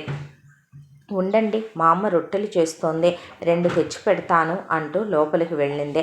మొదటిసారిగా ఆ మాత్రం ధైర్యం చేయగలిగినందుకు చాలా సంతోషం కలిగింది. నా కుర్చీ దగ్గరికి బల్ల ఈడ్చి రొట్టెల్ని మంచినీళ్ళ గ్లాసుని నా ముందుంచింది. వెళ్ళి గుమ్మం మీద కూర్చుని ఇంక చెప్పండి అంది. ఏమిటి అన్నాను. నా మీద కోపం వచ్చిందన్నారుగా. ఆ మాటకొస్తే నాకు వచ్చింది మీ మీద. నా మీద ఎందుకని? మీ ఊరు రమ్మన్నారు కదా. నాకు మీ తోటలు, అడవి అంతా చూపించారా? భోంచేసి చక్కా ఎక్కడికో వెళ్ళిపోయారు. నేను వెళ్ళిపోయానా? తాటికాయలు కోయించి నీకోసం సిద్ధంగా ఉంచితే నాకు చెప్పందే నేనేం కలగన్నానా? నాలుగు కొరుక్కున్నాను. మరి నేను వచ్చేసరికి నిద్రపోయావుగా. లేకపోతే మీకోసం ఎదురు చూస్తూ కూర్చోమంటారా? మీ అమ్మగారున్నారు, మర్చిపోకండి. ఎంతకీ రాకపోతే విసిగేసి నిద్రపోయాను. లేచేసరికి వెళ్ళిపోయారని తెలిసింది. ఏడుపొచ్చింది. నేనెందుకు రావాలి మీ ఊరికి అసలు? సుబ్బుల మాటలు వింటూ సిగ్గుపడిపోయాను. మనసులో నేను ఊహించుకున్నదంతా సుబ్బులకి ఎలా తెలుస్తుంది? ఒక్క మాటైనా ఆమెతో అనలేదు కదా. నాదే తప్పంతాను. నీ మీద కోపంతోనే వచ్చేశాను త్వరగా. చెప్పాలనే గుర్తులేకపోయింది. మీరన్నీ ఇలాగే చేస్తారు అంది కళ్ళ కొసల నుంచి చూస్తూ. నాకు పిచ్చెత్తింది. సరుగుడు తోటల మధ్య ఊహించుకున్న సుఖమంతా ఆ ఒక్క క్షణంలో ఆమె చూపుల్లో అనుభవించేశాను. ముగ్ధుణ్ణైపోయాను. విచిత్రం, మనం అనుకుంటున్న ఒప్పులు కూడా ఒక క్షణంలో తప్పులుగా కనిపించేటట్టు చేసే నేర్పు స్త్రీగా ఆమె జన్మ హక్కన్న విషయం ఆ క్షణంలో మడిచిపోయాను. ఆ క్షణంలోనే కాదు, ఆ తర్వాత మరి 20 ఏళ్ళు తెలియరాలేదు. ఎప్పుడు ఈ సంఘటన గుర్తుకొచ్చినా చాలా సంవత్సరాలుగా సఖ్యత ఉన్న స్నేహితులు మనసు విప్పి మాట్లాడుకుంటున్నట్లు ఆ క్షణంలో అనిపించింది. అల్లంత దూరంలో గుమ్మం మీద కూర్చొని మాట్లాడుతున్న సుబ్బుల్ని చూస్తుంటే. రొట్టెలు తిని చేయి కడుక్కున్నాక పళ్ళెం తీసుకోవటానికి లేచింది. దగ్గరగా వచ్చాక ఒక ప్రశ్న అడగనా అన్నాను. చెప్పండి అంది పళ్ళెం తీసి ఆ బల్ల మీద కూర్చుంటూ. ఆమె కళ్ళు ఎటో పచార్లు చేస్తున్నాయి. ముఖం మీద నవ్వు మాత్రం పోలేదు. నీకు ఆ పెళ్ళి ఇష్టం లేదు కదూ అని అడిగాను. ఏ పెళ్ళి? అంతలో గ్రహించి ఓ అదా అనేసి ఆగిపోయింది. చెప్పు అన్నాను. గట్టిగా చెప్పటానికి సంశయిస్తోందనుకుని ముందుకు వంగాను. ఆమె ముఖం, ఆమె కనుపాపల్లో నా నీడలు స్పష్టంగా తెలుస్తున్నాయి. ఇంకా ఎటువైపో చూస్తోంది. ఏమీ అనుకోనులే, ఊరికే అడిగాను. బాధ అనిపిస్తే చెప్పొద్దు. ఇష్టమా కాదా అని ఆగాను. నా ధోరణే నాది. హఠాత్తుగా కళ్ళతో ఆపింది. అటు చూడండి అన్నట్టు కళ్ళు తిప్పింది. ఆయన చూస్తున్నారు అనేసి పళ్ళెం తీసుకుని లోపలికి జారిపోయింది. అటు చూశాను. లాయరు సోమయాజులు గారు చుట్ట వెలిగించుకుని వీధి అడుగు మీద నిలబడి మావైపే చూస్తున్నారు. నేను చుట్టం కనిపెట్టి చిరునవ్వు నవ్వారు. కానీ నాకు చిరునవ్వు రాలేదు. మేం విశాఖపట్నంలో ఉండే రోజుల్లో మా ఇంటి పక్కన పంజాబీ వాళ్ళు ఉండేవాళ్ళు. హార్బర్లో పనిచేయడానికి కొత్తగా వచ్చాడాయన. వాళ్ళ పెరటి వైపు నీళ్లు పోయే చోట బచ్చలపాదు లేచింది. గోడను పట్టుకు లేచి మా మూలకి నిలబెట్టి ఉన్న వెదురుకి అల్లుకుంది. ఓ రోజు మా అమ్మ వాళ్ళ ఇంట్లోకి వెళ్ళి బచ్చల కూర కోసుకుంటానంటే ఆ ఇంటావిడ నిక్షేపంగా తీసుకెళ్ళమంది. వాళ్ళకి దాన్నేం చేసుకుంటారో తెలియదు కనుక. ఈ రహస్యం తెలిసి ప్రతి 2 రోజులకి ఒకసారి బచ్చలు కోసుకొస్తుండేది మా అమ్మ. ఒకసారి ఉండబట్టలేక పంజాబీ ఆవిడ అడిగిందట, రోజు ఇలా తీసుకెళ్తారు కదా, ఏం చేస్తారు ఇంత ఆకుని అంటూ. మా అమ్మ వచ్చి ఆవిడ అజ్ఞానానికి జాలిపడి మర్నాడు ఇంత కూర పులుసు వాళ్ళ ఇంటికి తీసుకువెళ్ళి ఇచ్చింది. అది వండే పద్ధతి అడిగి తెలుసుకుంది పంజాబీ ఆవిడ. అంతే. మర్నాటి నుంచి ఆవిడే కోయడం ప్రారంభించింది. మరో వారం తిరగనిచ్చి బచ్చల కూర కోయడానికి వీల్లేదని ఆంక్ష పెట్టింది. అలాగే సుబ్బుల పట్ల నా ఆకర్షణ బచ్చలి పొదలాగా అల్లుకుపోయింది. కొత్త రుచికి అలవాటు పడ్డ పంజాబీ ఆవిడ కథలాగా తయారైంది నా పరిస్థితి. అయినా తప్పేముంది? ఈ రుచి చూపించిన సత్యరాజుల్ని కొత్త పెళ్లి కొడుకుని అనాలి గాని. ఈసారి అమ్మ రాగానే సుబ్బులు పెళ్లి విషయం ఎలా కదపాలా అని ఆలోచనలో పడ్డాను. ఇలాంటి పనికి సోమయాజులుగాడే తగిన మనిషి అనిపించింది. కానీ క్రితంసారి నేను చెప్పిన కథ గుర్తుకొచ్చి కాస్త వెనక్కి తగ్గాను. నేను ప్రేమించకుండా జాగ్రత్త పడుతున్నానని ఆయనకు సూచించి తీరా ఈ మాట ఎలా చెప్పడం? పోనీ శోభనాద్రి గారికి తెలిసేటట్టు చూస్తే ఆయన ఎంత మనిషిని ఇంట్లో పెట్టుకుని పెళ్ళికొడుకు కోసం వెతుకుతాడేం ఆయన? ఇలాంటి ఆలోచనలే ఉక్కిరిబిక్కిరి చేస్తున్నాయి నన్ను. రోజుకి 24 గంటలు చాలటం లేదు నాకు. ఈలోగా సుబ్బుల్ని చూసి మాట్లాడే ఏ చిన్న అవకాశాన్ని వృధా పోనీయదలుచుకోలేదు. నేను ఆమె కనిపించని క్షణాలు జీవితంలో వృధాగా గడిచిపోతున్నట్టు. ఆమెతో మాట్లాడిన రోజు ఏదో మబ్బు పట్టిన గడ్డు దినం లాగాను అనిపించేది. ప్రేమ జ్వరంలో సాధారణంగా అబ్బే లక్షణాలన్నీ నాకు వచ్చేశాయి. నాన్నగారు క్రమంగా తేరుకుంటున్నారని ఓ రోజు మధ్యాహ్నం సీతాలు వచ్చి కబురు చెప్పాడు. ఎందుకో ఈ ఒంటరితనమే నా ఆలోచనలకి మరింత అనువుగా కనిపించింది. అందుకని అమ్మ బయలుదేరి వచ్చేస్తుందేమోనని భయపడ్డాను. పూర్తిగా నాన్నగారు కోలుకునే వరకు రానక్కర్లేదని చెప్పమన్నాను. అదేమిటి బాబు, ఈ 10 రోజులకే చిక్కిపోయినారు అంటూ పరామర్శించి మరీ వెళ్ళాడు సీతాలు. నవ్వుకున్నాను వాడి తెలివి తక్కువతనానికి. జీవితంలో రోజులు ఇంత చురుకుగా ఇంత హుషారుగా ఎప్పుడూ గడవడం లేదు. ఒక గోడ వేర్పాటుతో నా పక్కనే నేను కోరుకున్న అమ్మాయి బ్రతుకుతోందన్న ఆలోచన ఎంతో వాడిని వేడిని కల్పించింది నా జీవితానికి. ఇప్పుడు 1-2 సార్లు శోభనాద్రి గారి ముందు గదిలోకి వెళ్ళి వారపత్రికలు తిరగేయటం అలవాటు చేసుకున్నాను. తీరిక ఉన్నప్పుడు ఆయన నాతో కబుర్లు చెప్తూ మంచం మీద ఒత్తిగిల్లేవారు. ఆ గదికి వీధి వైపు చిన్న కిటికీ ఉంది. అది దాటాక రైలు కంపార్ట్మెంట్లో ఒకదానిలోంచి ఒకదానిలోకి పోయే గుమ్మాలలో మరో 2 గదులున్నాయి. చివర వంటగది. ఇక్కడ నిలబడితే పెరట్లో మల్లెపందిరి కనిపిస్తుంది. తీరిక సమయాల్లో సుబ్బులికి పత్రికలు చదివే అలవాటుందని గ్రహించాను. మెల్లగా చిన్న చిన్న నవళ్ళు చదవటం అలవాటు చేయడం ప్రారంభించాను. ఇందువల్ల నాకు ఒరిగేదేమీ లేదు. తన కోసం శ్రమపడే వ్యక్తి పట్ల స్త్రీకి కలిగే సదభిప్రాయం సానుభూతిగా మారి క్రమంగా నాకు కావలసిన అభిప్రాయం ఏదో కలుగుతుందనే ఒక ఆశ. కానీ నిజానికి అలాంటిదేమీ సుబ్బులికి కలగలేదు. నేను తెచ్చిన నవలలు ఆమెకు అర్థం కావటం లేదని నేను చాలా రోజుల వరకు గ్రహించలేకపోయాను. నా మనసు బాధ పెట్టకుండా ఉండటానికి ఆ పుస్తకాల్ని తీసుకుని తలగడ కింద పెట్టుకుని నిద్రపోయేదని తర్వాత గ్రహించాను. 3 రోజుల తర్వాత నాకు తిరిగిచ్చేస్తూ ఎంత మంచి పుస్తకం తెచ్చారు అనేది కృతజ్ఞతతో నా ముఖం చూస్తూ. ఆమె కళ్ళల్లో ఏ భావం పలికినా అది ప్రేమలాగానే కనిపించేది నాకు. నేను ధన్యుణ్ణైనట్టు భావించేవాణ్ణే. ఆమె ధోరణికి తరహాకు సరిగ్గా అతికినట్టుండే పాత్రలు దొరుకుతాయని మొదట కుటుంబరావు పుస్తకాలు తెచ్చాను. తర్వాత క్రమంగా చలంగారివి చదివించాలని కోరిక. ఓసారి మైదానాన్ని భయంగా అందించి అది తీరా చదివాక నా మీద కోపం తెచ్చుకుంటుందేమోనని ఓ రోజంతా కనిపించకుండా తిరిగాను. 3వ రోజు చిరునవ్వుతో మైదానం తిరిగిచ్చేస్తూ మామూలుగా కృతజ్ఞతను ప్రకటించింది. కోపమో అవమానమో నీ సంగతి తెలిసిందిలే అనే హెచ్చరికో కళ్ళల్లో దర్శనమిస్తుందనుకున్న నాకు మామూలు కృతజ్ఞత కనిపించేసరికి ఆశ్చర్యం కలిగింది. మరి కాస్త ధైర్యం చేసి పుస్తకం ఎలా ఉంది అన్నాను. నవ్వింది. ఆ నవ్వుకి బాగుందని అర్థమైతే సంతోషించేవాణ్ణి. కానీ ఇది పుస్తకమా అన్న ఈసడింపేమోనని అనుమానం కలిగింది. లేక ఈ పుస్తకం బాగుందా అని అడుగుతావా అనే పరిహాసమేమో. ఏ అమీనా మీకు నచ్చలేదా అన్నాను ఆసక్తి తీరక. ఏ అమీనా అంది తెల్లబోయి. నాకు ఆ పరిస్థితి మొదట అర్థం కాలేదు. తర్వాత అనుమానం వచ్చి అసలు ఈ పుస్తకం చదివారా అన్నాను. నవ్వింది. మళ్ళీ అదే నవ్వు. 2 రోజులయ్యి అమ్మ నన్ను బతకనివ్వటం లేదు. ఒకటే పని. నిన్న దుర్గా వాళ్ళు సినిమాకు లాక్కుపోయారు. ఈసారి తెచ్చే పుస్తకం చదువుతాలేండి అంది. నాకు నవ్వొచ్చింది. అప్పుడే నా మనసులో నాటిన అనుమానం రూఢి అయ్యింది కూడా. నిజంగా చదవాలని ఉంటే ఇది ఉంచండి చదివిస్తాను అనాలి గాని ఈసారి ఇచ్చే పుస్తకం చదువుతానంటుందేమిటి?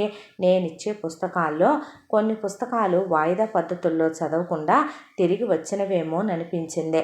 తర్వాత మాటల మధ్య ఆ నవల్లో ఫలానా పాత్ర అన్నట్టు అని ఆమె సమాధానానికి ఎదురు చూసేవాణ్ణే. తెలివిగా ఆమె ఆ ప్రసక్తి తప్పించుకునేదే. అప్పటికి నాకు రూఢి అయింది ఆమె నేనిచ్చే పుస్తకాలేవి చదవలేవని. ఇందుకు నాకు ఆమె మీద కోపం రాలేదు, నవ్వు వచ్చింది. ఆమె సాన్నిహిత్యాన్ని సాధించాలనే నా గడుసుదనాన్ని ఆమె అమాయకపు దొంగతనం గడుసుగా జయించింది. తరువాత మడి పుస్తకాలు తీసుకురాలేదు, సుబ్బులు అడగనూ లేదు. కానీ 10 రోజుల తర్వాత ఒక విషయం తెలిసిందే. కూరల సంచితో శారద మా ఇంటి ముందు నుంచి వెళుతూ నన్ను చూసి నవ్వుతూ నమస్కారం చేసింది. ఏదో పలకరించాలని కనుక, అదేంటి మీరు వెళ్ళారు బజారుకి, మీ నాన్నగారు లేరా ఇంట్లో అన్నాను. నాన్న ఇప్పుడు వెళ్ళరండి, ఖుర్దా రోడ్డు విజయనగరాల మధ్య లారీలో తిరుగుతుంటారు. ఇంటి పట్టున ఉన్న 4 రోజులు 10కి లేస్తారు అని నవ్వింది. అయితే కుటుంబ బాధ్యత అంతా మీ మీదే పడిందన్నమాట. మళ్ళీ నవ్వింది. కూరలు కొని తేవడంతో కుటుంబ బాధ్యత తీరిపోతుందంటారా? కుటుంబ బాధ్యత ఇంత చిన్నదే అయితే చాలామంది ఎందుకు భయపడుతున్నారు? వాకిట్లోకి వచ్చి నిలబడింది మాట్లాడుతూ. కొందరితో మాట్లాడుతుంటే మరొకరు ఏమైనా అనుకుంటారేమోనన్న ఆలోచన వస్తుంది. మాట్లాడుతూ ఎవరైనా చూస్తే అనవసరంగా సిగ్గుపడతాం, ఏదో తప్పు పని చేస్తున్నట్టు. మరికొందరితో మాట్లాడటం ఓ గొప్ప అవకాశంలాగా పక్కవాళ్ళని గర్వపడుతూ చూసేటట్టుగా సాగుతుంది. అలా మాట్లాడటం ఓ తప్పని అనిపించే ఆలోచననే కల్పించారు వాళ్ళు. అలాంటి కోవకు చెందిన వ్యక్తే శారద. మీ వేసవి సెలవులు ఎలా గడుస్తున్నాయి అన్నాను. నవ్వింది. ఏం వేసవి సెలవులండి, కాలేజీ ఉన్నన్నాళ్ళు ఇంటి భోజనానికి ముఖం వాచినట్టుంటుంది. ఇక్కడికి వచ్చాక అక్కర్లేని తీరిక, ఏమీ తోచదో. మీరు పుస్తకాలు ఇవ్వటం మానేశారాయా అనేసి అంతలో నాలుగు కొరుక్కుంది. పుస్తకాలా అన్నాను ఆశ్చర్యపోయి. అబ్బే ఏం లేదులేండి అని సర్దుకోబోయింది.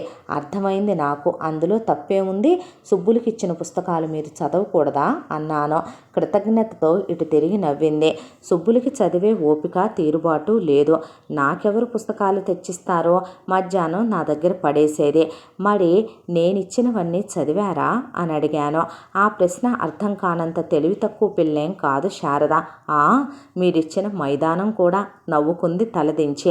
సుబ్బుల్ని ఇదైనా చదవే మొద్దు అన్నాను అని పకాలు నవ్వేసి వస్తానండి అంటూ అక్కడ నిలవకుండా పారిపోయింది. విస్మయంతో ఆమెనే చూస్తూ నిలబడ్డాను. శారద అందమైనదేమీ కాదు, కానీ ఆ మాటలన్నప్పుడు ఆమెలో ద్యోతకమైన సిగ్గు, నవ్వు అలా పరిగెత్తడం ఆమెను అపూర్వమైన దేవకన్యను చేశాయి. మధ్యాహ్నం నిద్రలేచి ఇంకా బద్ధకంగానే ఉంటే గదిలోనే కూర్చుని పేపర్ చదువుకుంటున్నాను. వీధి వసారాలో కూర్చుని శోభనాద్రి గారు ఎవరితోనో మాట్లాడుతున్నారు. అప్పటికి ఎండ వాలు పడుతోంది. వేడి తగ్గి చల్లగాలి క్రమంగా పుంజుకునే సమయం. ఉన్నట్టుండి ఎవరో పిలిచినట్టయితే చుట్టూ చూశాను. ఏమండోయ్ మిమ్మల్నే, గొంతు గుర్తుపట్టాను. వెళ్ళకిలా పడుకున్నానేమో. మా గదికి ఇంటివారి వాటాకి మధ్యనున్న గోడ మించి సుబ్బులు ముఖం కనిపిస్తే తెల్లబోయాను. అదేంటి ఆ పని అన్నాను. నవ్వింది. నేనేం గోడలెక్కటం లేదులేండి, మా అమ్మ అటక మీద ఆవకాయ జాడీలను దింపమంది అంది. కావిరంగు పట్టుచీర కొంగు మాత్రం తెలుస్తోంది. చీర బిగువుగా భుజం చుట్టూ అల్లుకుపోయి ఉంది. జుత్తు చెమటకి ముఖానికి అంటుకుపోయింది. జడని గుండ్రంగా తిప్పి ముడిలాగా చుట్టింది. నువ్వు ఇప్పుడు ఎలా ఉన్నావో తెలుసా అన్నాను అలా వెళ్ళకిలా పడుకునే. నవ్వుతూ చెప్పండి అందే. వరాలిచ్చే దేవతలా ఉన్నావు అన్నాను కళ్ళల్లో కోరికనంతటినీ పొదిగి. అర్థమైందో లేక కాకపోయినా అయినట్టు మాట్లాడిందో తెలియదు కానీ వెంటనే సమాధానం వచ్చింది. మీరు ఏం వరం కోరినా నేనిప్పుడు ఇవ్వగలిగింది ఆవకాయే కిలకిలమందే. ఎందుకే అంత నవ్వు అని ముసలమ్మ గొంతు వినిపించింది. ఏం లేదు మా అమ్మ, ఇప్పుడెందుకు ఎక్కావు అటక మీదకి, సాయంకాలం దింపుకోవచ్చుగా. కొంత విస్మయం కలిగింది. ఇప్పుడు అలా రావడంలో ప్రత్యేకత ఏంటి? ఆలోచిస్తుండగానే గోడ మీద పెదవులు నిలిచేలా ఒకసారి డాబా మీదకి వస్తారా, మాట్లాడాలి అంది. తల తిరిగిపోయింది నాకు. చటుక్కున లేచి తొందరగా ముఖం కడుక్కుని పెరటి వైపు నుంచి ఇంటి చుట్టూ తిరిగి వచ్చి డాబా మెట్లెక్కాను. ఈలోగా ఎప్పుడు మార్చిందో కనకాంబరం రంగు చీర కట్టుకుని తడి చీర ఆరేస్తూ కనిపించింది సుబ్బులు. పిట్టగోడ మీద కూర్చున్నాను. నన్నసలు చూడనే చూడనట్టు, పిలవనట్టే చీర ఆరేయడంలోనే నిమగ్నమైపోయి నిశ్శబ్దంగా ఆమె కదలికల్ని గమనిస్తున్నాను. ఎంతసేపు అటు ఇటు చూస్తుందే కానీ మాట్లాడదు. ఆ నవ్వు, ఆ చొరవ ఏమయ్యింది సుబ్బులు అన్నాను ఉండబట్టక. ఉండండి అంది కళ్ళతో. నేను ఆమెను బ్రతిమాలి పిలుచుకొచ్చినట్టు. ఈ టెక్నిక్ మగవాడికి చస్తే చేత కాదు, అవలంబించినా బాగుండదు. మాస్టారు చెప్పే పాఠం కోసం బుద్ధిగా కూర్చున్న విద్యార్థిలాగా పిట్టగోడ మీద కూర్చుని ఆకాశాన్ని, అరటి చెట్లని, ఎగిరే పిట్టల్ని చూస్తున్నాను. చీర ఆడేయడం పూర్తయింది. వీధంతా ఒక్కసారి కలిగి చూసిందే. పిట్టగోడ మీద నాకు ఎదురుగా కూర్చుని ఇప్పుడు చెప్పండి అంది. నేను తెల్లబోయి అదేంటి నువ్వు మాట్లాడాలన్నావుగా పకాలను నవ్వి అయ్యో పిచ్చి నేనంటే అన్నాను. పోనీ మీరు మాట్లాడకూడదా? ఇటువంటి సందర్భాల్లో మాటల కన్నా మాటల వెనుకనున్న భావాల ప్రాముఖ్యం ఎక్కువని అర్థం కాలేదు నాకు. తర్వాత ఆలోచించాను. మాట్లాడాలి ఆనక మీతో మాట్లాడాలి రండి అంటుందా ఏ ఆడదైనా? నాకే మాటలు పెగల్లేదు. అదేమిటో ఇది చాలా విచిత్రమైన అనుభవం. ఏ పనైనా దానికి ఆ పేరు పెడితే ఈగిల పడ్డట్టు యథాలాపంగా జరిపితే ఉండదు. మాటల పేరిట ఏం మాట్లాడాలి? ఒక్క మాట చెప్పనా? చెబితే వినాలనేగా వచ్చింది. మీరేమీ అనుకోకపోతే ఒక సలహా అని ఆగింది. ఏం చెబుతుందోనని వణికాను. మీరు పైజమా లాల్చి వేయటం మానేయాలి. మెడ పొడుగు, చూడటానికి అందంగా ఉండదు అని నవ్వు ఆపుకుంది. చాలా సిగ్గుపడ్డాను. ఏం మాట్లాడాలో తెలియక వీధి వైపు చూస్తూ కూర్చున్నాను. ఒక అమ్మాయి నా గురించి విమర్శించడం అదే మొదటిసారి. ఆ తర్వాత దాదాపు 10-12 పాటు అటువంటి బట్టలు తొడుక్కోలేదు. ఏమీ అనుకోరు కదూ అంది అంతలో. చాలా నమ్మకంగా క్షమాపణ చెబుతున్న ధ్వని ఆ గొంతులో వినిపించింది. నేను తలూపాను. విమర్శతో ఎదుటి వ్యక్తి మీద విచిత్రమైన ఆధిక్యాన్ని సాధించవచ్చునని ఆ క్షణంలో అర్థమైంది నాకు. చాలాసేపటి వరకు ఎందుకనో ఆమె కంటే ఒక మెట్టు కిందుగా నిలబడ్డట్టు భావించుకుని కుంచుకుపోయాను. మీరు మాట్లాడకపోతే ఇలాగే మాటలు వెతుక్కోవాలి అంది మళ్ళీ. అప్పటికి ఆమె జవాబు చెప్పలేని ప్రశ్న ఒకటి సిద్ధం చేశాను. ఎంత బాగా మాట్లాడతారే, ఇన్నాళ్ళు ఇలా తప్పించుకు తిరిగారేం మరి? నవ్వింది. ఏం ప్రశ్న అండి అది అని ఊరుకుంది సుబ్బులు. అది జవాబు కాదు అన్నాను. సుబ్బులు ముఖం ఎటువైపో తిప్పుకుంది. మరెప్పుడైనా చెప్తాను దీనికి సమాధానం అనేసింది. నువ్వు చదువుకుంటే చాలా బాగుండేదే. దుర్గా శారదా వాళ్ళలాగా ఈ తెలివితేటలు ఇంకా రాణింపుకొచ్చేవే. నా వైపు విచిత్రంగా చూసింది. నీ స్నేహితురాళ్ళు కాలేజీకి వెళ్ళి చదువుకుంటుంటే నువ్విలా మీ మా అమ్మకి సహాయం చేస్తూ ఇంట్లోనే గడపటం దిగులుగా చికాకుగా లేదు? నాకేం లేదు, హాయిగా ఉంది. అసలు నాకే చదువు మీద మనసు లేదు. ఇంట్లో పని చేస్తూ తిరగాలంటేనే ఇష్టం అంది బద్ధకంగా చేతులు వెనక్కి తిప్పుతూ. సుబ్బుల్ని అంత దగ్గరగా ఎప్పుడూ చూడలేదేమో, లేదా అంత జాగ్రత్తగా ఎప్పుడూ గమనించలేదు. చదువుకుంటున్న ఆమె స్నేహితురాళ్ళ కంటే సుబ్బులే తృప్తికరంగా కనిపించింది. కొందరికి చన్నీళ్లు నెత్తిన దిమ్మరించుకోవాలని ఉంటుంది, కొందరికి వేడినీళ్ళ స్నానం చేయాలని ఉంటుంది. అది అభిరుచి భేదం. అంత మాత్రాన చన్నీళ్లు చేసేవాడిని చూసి జాలిపడనక్కర్లేదు. చదువు అంటే ఎందుకని ఇష్టం లేదు అన్నాను. అబ్బో అదో చాలా పెద్ద కథలేండి అంది. గాలికి ఎగిరే పైటి చెంగును నడుం చుట్టూ తిప్పింది. శరీరం వంపులు అందంగా నిండుగా కనిపించాయి. సంధించిన ధనస్సులాగా కనిపించింది సుబ్బులు. పర్వాలేదు వింటా చెప్పు అన్నాను. సుబ్బులు కళ్ళకి ఓ ప్రత్యేకత ఉంది. అవి సాధారణంగా మాట్లాడే వ్యక్తిని సూటిగా చూడవు. అతని చుట్టూ ఉన్న వాతావరణాన్ని పరికిస్తూ ఉంటాయి. ఆ వాతావరణంలో మంచి చెడ్డల్ని బేరీజు వేస్తుంటాయి. చెబుతా, కాస్త దగ్గరగా జరగండి అంది. ఇది కథకుడి మొదటి ట్రేడ్ ట్రిక్. అంటే ప్రారంభించక ముందే కొంత ఆసక్తిని ఆకట్టుకునే ప్రయత్నం ఇది. మా నాన్నగారు మా తాతగారు ఎక్కువ మాట్లాడుకోరు తెలుసా? ఎందుకని? మా నాన్నగారికి మేనరికం చేశాడు తాతయ్య. నాన్నగారికి అది ఇష్టం లేదు. ఏం చేతనంటే మా అమ్మకి చిన్నప్పుడు ఎప్పుడో ఫిట్స్ వచ్చాయట. అందుకని మా అమ్మ కూడా వెనకాడితే తాతయ్య పట్టుదలగా పెళ్లి చేయించాడు మనవరాలి మీద మక్కువతో. నేను పుట్టాక అమ్మకి ఫిట్స్ తగ్గిపోయాయి. కానీ ఇన్నాళ్ళు నాన్నగారి అయిష్టత, చిన్నచూపు కారణంగా ఆమె మనస్సు దెబ్బతిందే. అమ్మ చాలా నాజూకు. చిన్న మాటకి 10 రోజులు బాధపడుతుంది. పెళ్ళైన దగ్గర నుంచి నాన్నగారి అసంతృప్తికి, అయిష్టతకి ఎదురు నిలవలేకపోయింది. నేను పుట్టాక అమ్మ ఆరోగ్యం మారింది. నాన్నగారు క్రమంగా మారారు. అయితే ముందు అనుభవాలు అమ్మ మనసులో చేసిన గాయాలు మారలేదు. పైగా నేను భూమి మీద పడగానే నాన్నగారిలో కలిగిన మార్పు స్వార్థభూయిష్టంగా కనిపించింది. అప్పటి నుంచి అమ్మ దూరంగా ఉండటం ప్రారంభించింది. ఈ విముఖత నిశ్శబ్దంగా రోజులు వెళ్ళబుచ్చటం ఎంతో కాలం సాగలేదు. నాకప్పుడు 5, 7 అనుకుంటాను. ఒక రోజున నేను లేచేసరికి అమ్మ బోరున ఏడుస్తోంది. ఉన్నట్టుండి మధ్య మధ్య నవ్వుతోంది. నాన్నగారేదో నచ్చజెప్పబోతున్నారు, బుజ్జగిస్తున్నారు, బ్రతిమాలుతున్నారు. కానీ అమ్మ ఆగలేదు.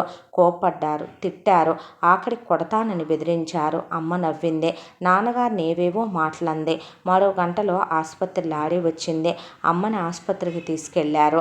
నాకు బాగా జ్ఞాపకం. నాన్నగారు దిగులుగా ఇంటికి తిరిగొస్తే అమ్మ ఏది నాన్న అని అడిగాను. ఒంట్లో బాగోలేదమ్మా, ఆసుపత్రిలో చేర్పించాను అన్నారు నన్నెత్తుకుని. నాకింకా ఏమీ తోచలేదు. ఒకటే ప్రశ్న వేశాను. అమ్మ లేకపోతే నా జడ ఎవరు వేస్తారు నాన్న? నాన్నగారి కళ్ళనీళ్లు తిరిగాయి. నాకు నూనె రాసి ఎలా వేయాలో నా దగ్గరే నేర్చుకుని నాకు జడల్లి పువ్వులు పెట్టేవారు.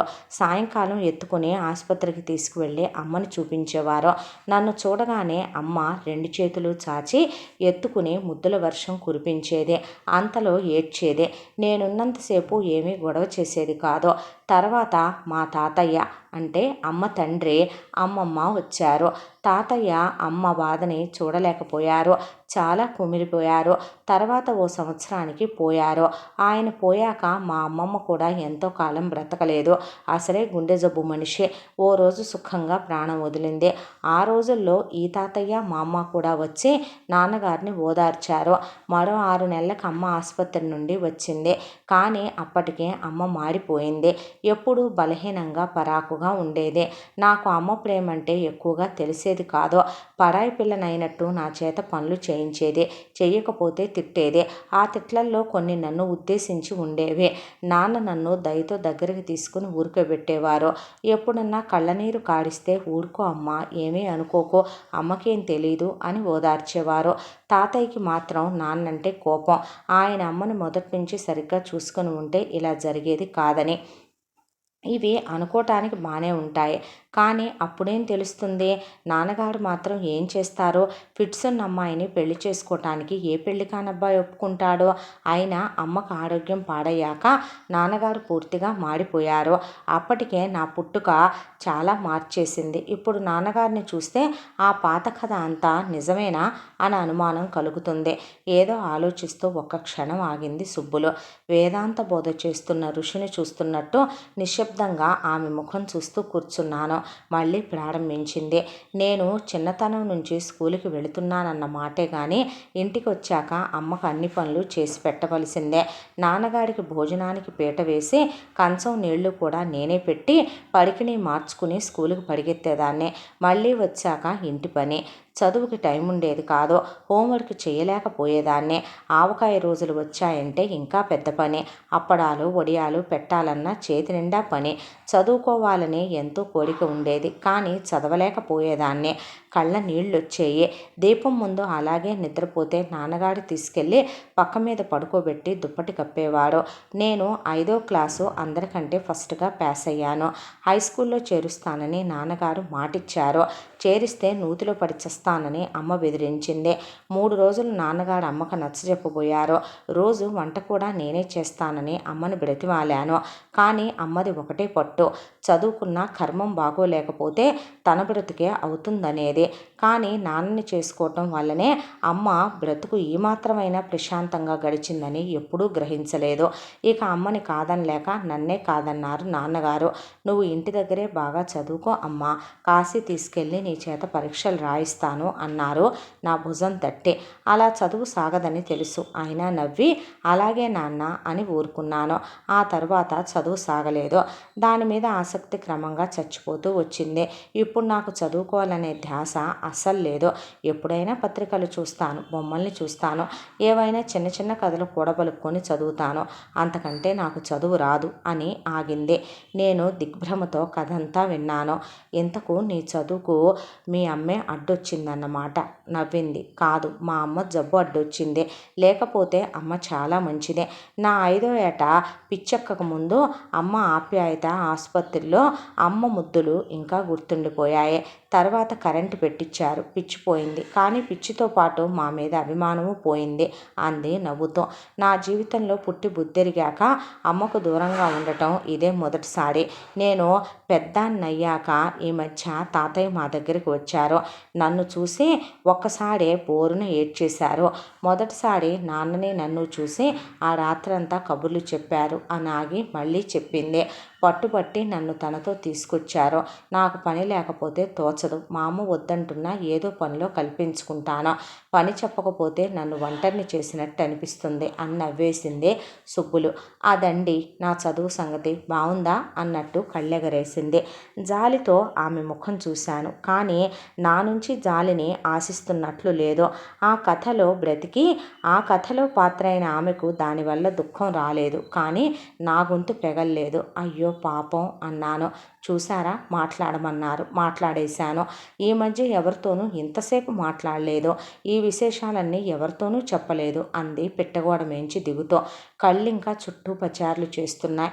అంతలో నా వైపు తిరిగి ఇదెవరికీ చెప్పరు కదూ అంది. నేను ఆశ్చర్యపడ్డాను. ఇందులో రహస్యం ఏముంది? తెలిసిన వాళ్ళు నీ మీద జాలి పడతారు అంతేగా. నాకు జాలి వద్దు, ఏమీ వద్దు బాబు. నన్ను ఇలాగే ఉండనివ్వండి. చెప్పండి, ఎవరితోనూ అనరు కదా అని అడిగింది మళ్ళీ. అలాగే చెప్పను అన్నాను. అంతటితో ఊరుకోలేదు. నాకు దగ్గరగా వచ్చి హఠాత్తుగా నా చెయ్యి తన చేతిలోకి తీసుకుంది. నా చేతిలో చెయ్యి వెయ్యాలి అంది నవ్వుతూ. ఆమె స్పర్శకి నేను పులకించిపోయాను. ఆనందాతిరేకంతో ఆమె ముఖం చూస్తూ ఉండిపోయాను ఎంతసేపో. తర్వాత మెల్లగా అన్నాను, నేను వేసేదేంటి? నువ్వే నా చేతిని తీసుకున్నావుగా. నా ముఖంలోకి చూసి నవ్వింది. నా చెయ్యి వదల్లేదు ఇంకా. రోడ్డు వైపు చాలాసేపు చూసి మళ్ళీ అంది, ఇప్పుడు మీకు ఒకరిని చూపించేదా? ఎవరిని అన్నాను కుతూహలంతో. మొన్న నన్ను చూడటానికి వచ్చారే ఆ పెళ్ళికొడుకు అతనే అని కళ్ళతో చూపించింది. అటు చూశాను విస్మయంతో. డ్రైవర్ దుర్గారావు ఇంటికి ఇటుపక్క ఇంటి డాబా మీద పొడుగాటి మనిషి కనిపించాడు. అతన్ని చూసి చటుక్కున ఆమె చేతిలోంచి చెయ్యి లాగేసుకున్నాను. చీకటికి వెలుగుకి మధ్యనున్న రహస్యాన్ని అతి సుతారంగా విప్పే ఉషోదయంలో నిద్రని జాగ్రత్తావస్థని వేరు చేస్తూ ఆ సన్నని గొంతు సంధ్యవేళ పలకరించింది. మెల్లిగా తెలివొస్తోంది, కానీ గొంతు గుర్తు తెలియలేదు. ఉదయపు గాలికి రాలిన పువ్వుల్లాగా కలకలమంటూ మధ్య మధ్య ఆడపిల్లల నవ్వులు వినిపిస్తున్నాయి. అంత తీయటి పాట మీద వాళ్ళకి లక్ష్యం ఉన్నట్టు లేదు. ఇక నిద్ర రానని తిరస్కరించింది. లేచాను. కిటికీలోంచి పక్కనే ఉన్న చెట్టు నీడలో ఆడపిల్లలంతా కనిపించారు. అందరూ ఏదో పేరంటానికి బయలుదేరుతున్నట్టు అందమైన బట్టలు కట్టుకున్నారు. ఇంకా తెల్లారలేదు. పెరట్లో దీపం వాళ్ళ ముఖాల మీద పడుతోంది. ఒక చెట్టుకు ఉయ్యాల కట్టి ఊగుతున్నారు. తెగిపోయిన మనసు విలవిలలాడినట్టు అటూ ఇటూ కదిలే ఉయ్యాలలో శారద కనిపించింది. అందరూ పెద్ద బొట్లు దిద్దుకుని గంధం రాసుకుని కనిపించారు. అనుకోకుండా నా కళ్ళు నాకు కావలసిన వ్యక్తి కోసం వెతికాయి. బొగడ చెట్టుకి చెయ్యానించి చోద్యం చూస్తోంది సుబ్బులు. తెల్లటి సిల్కు బ్లౌజు, తెల్లటి చీర, సిగలో తెల్లటి మల్లెలు, ఆ బుగ్గలు పెదవులు మాత్రమే ఎరుపు. ఈ తెలుపు మీద నల్లటి జడ త్రోవ మరిచిపోయిన త్రాచులాగా రొమ్ము మీద సుడులు తిరుగుతోంది. కదిలే శారదతో పాటు ఆమె కళ్ళు కూడా ప్రయాణం చేస్తున్నాయి. వీళ్ళందరి మధ్య వనదేవతలాగా ఉంది సుబ్బులు. ఎంతసేపు పాట ఆ వాతావరణాన్ని ముగ్ధ మనోహరంగా పులకితం చేస్తోంది. ఎవరా అని వెతికాను. పాట వచ్చే చోటు తెలుస్తోంది, కానీ కిటికీలోంచి ఆ పాడే వ్యక్తిని చూడటం పడలేదు.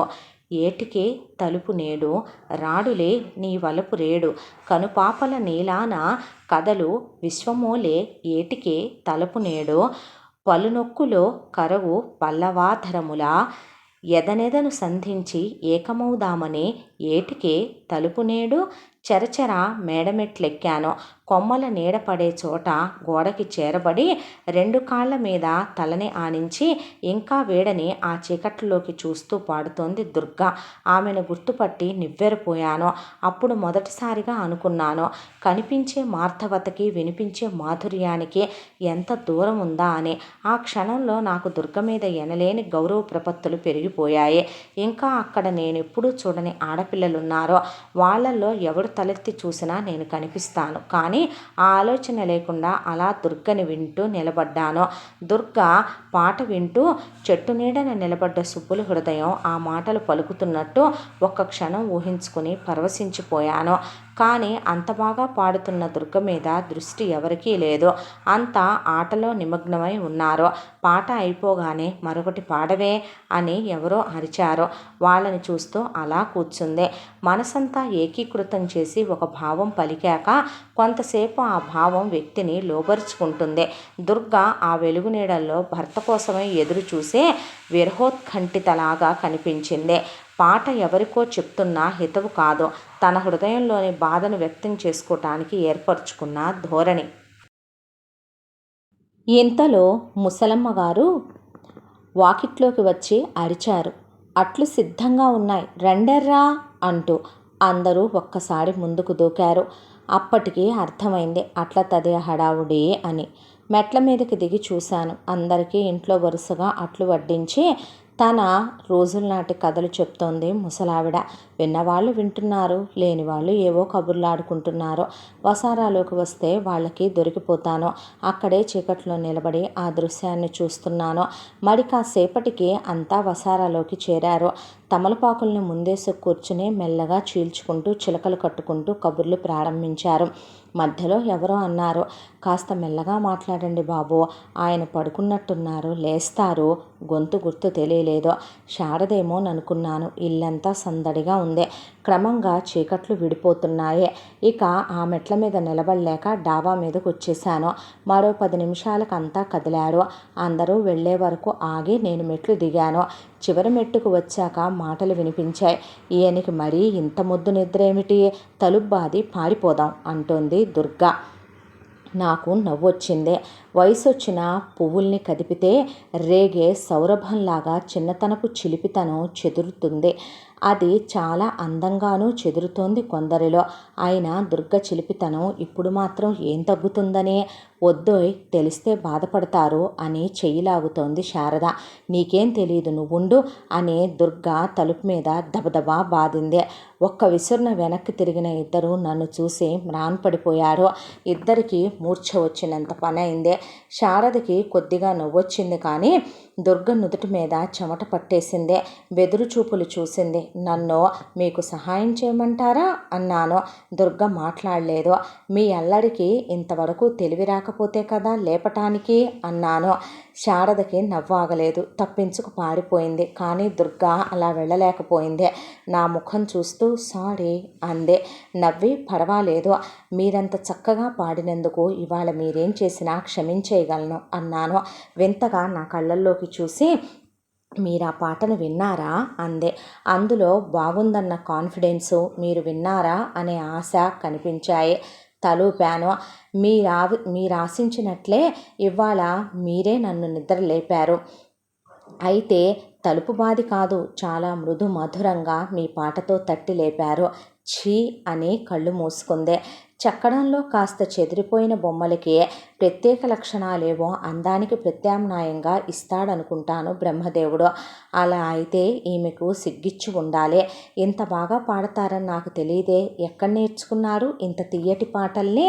ఇంకా ఏం మాట్లాడేవాడినో కానీ దూరంగా ఎవరో పిలిచారు, దుర్గా అంటూ. థ్యాంక్ యూ అని పారిపోయింది దుర్గ వెనక్కి తిరిగి చూడకుండా. నాకు చాలా ఉత్సాహంగా ఉంది ఇవాళ. తలుపు తీసుకుని బ్రష్ పేస్టు తెచ్చుకుని వీధి అరుగు మీద కూర్చున్నాను. ఆకాశానికి తెలివొచ్చింది, కానీ ఇంకా ఆ వీధిలో ఎంతోమందికి తెలివొచ్చినట్టు లేదు. వీధి చాలా మట్టుకు నిర్మానుష్యంగా ఉంది. ఇంకా ఏ ఇంట్లోనో ఆడపిల్లల గొంతులు నవ్వులు వినిపిస్తున్నాయి. ఇక్కడి నుంచి వాళ్ళంతా వెళ్ళిపోయినందుకు దిగులేసింది. ముఖం కడుక్కుని లోపలికి రాబోతుంటే తహసీల్దార్ గారింట్లోంచి సుబ్బులు రావటం కనిపించింది. అటు చూస్తూ వసారాలోకి వచ్చి నిలబడ్డాను. లోపలికి వచ్చి నన్ను చూసి నవ్వింది సుబ్బులు.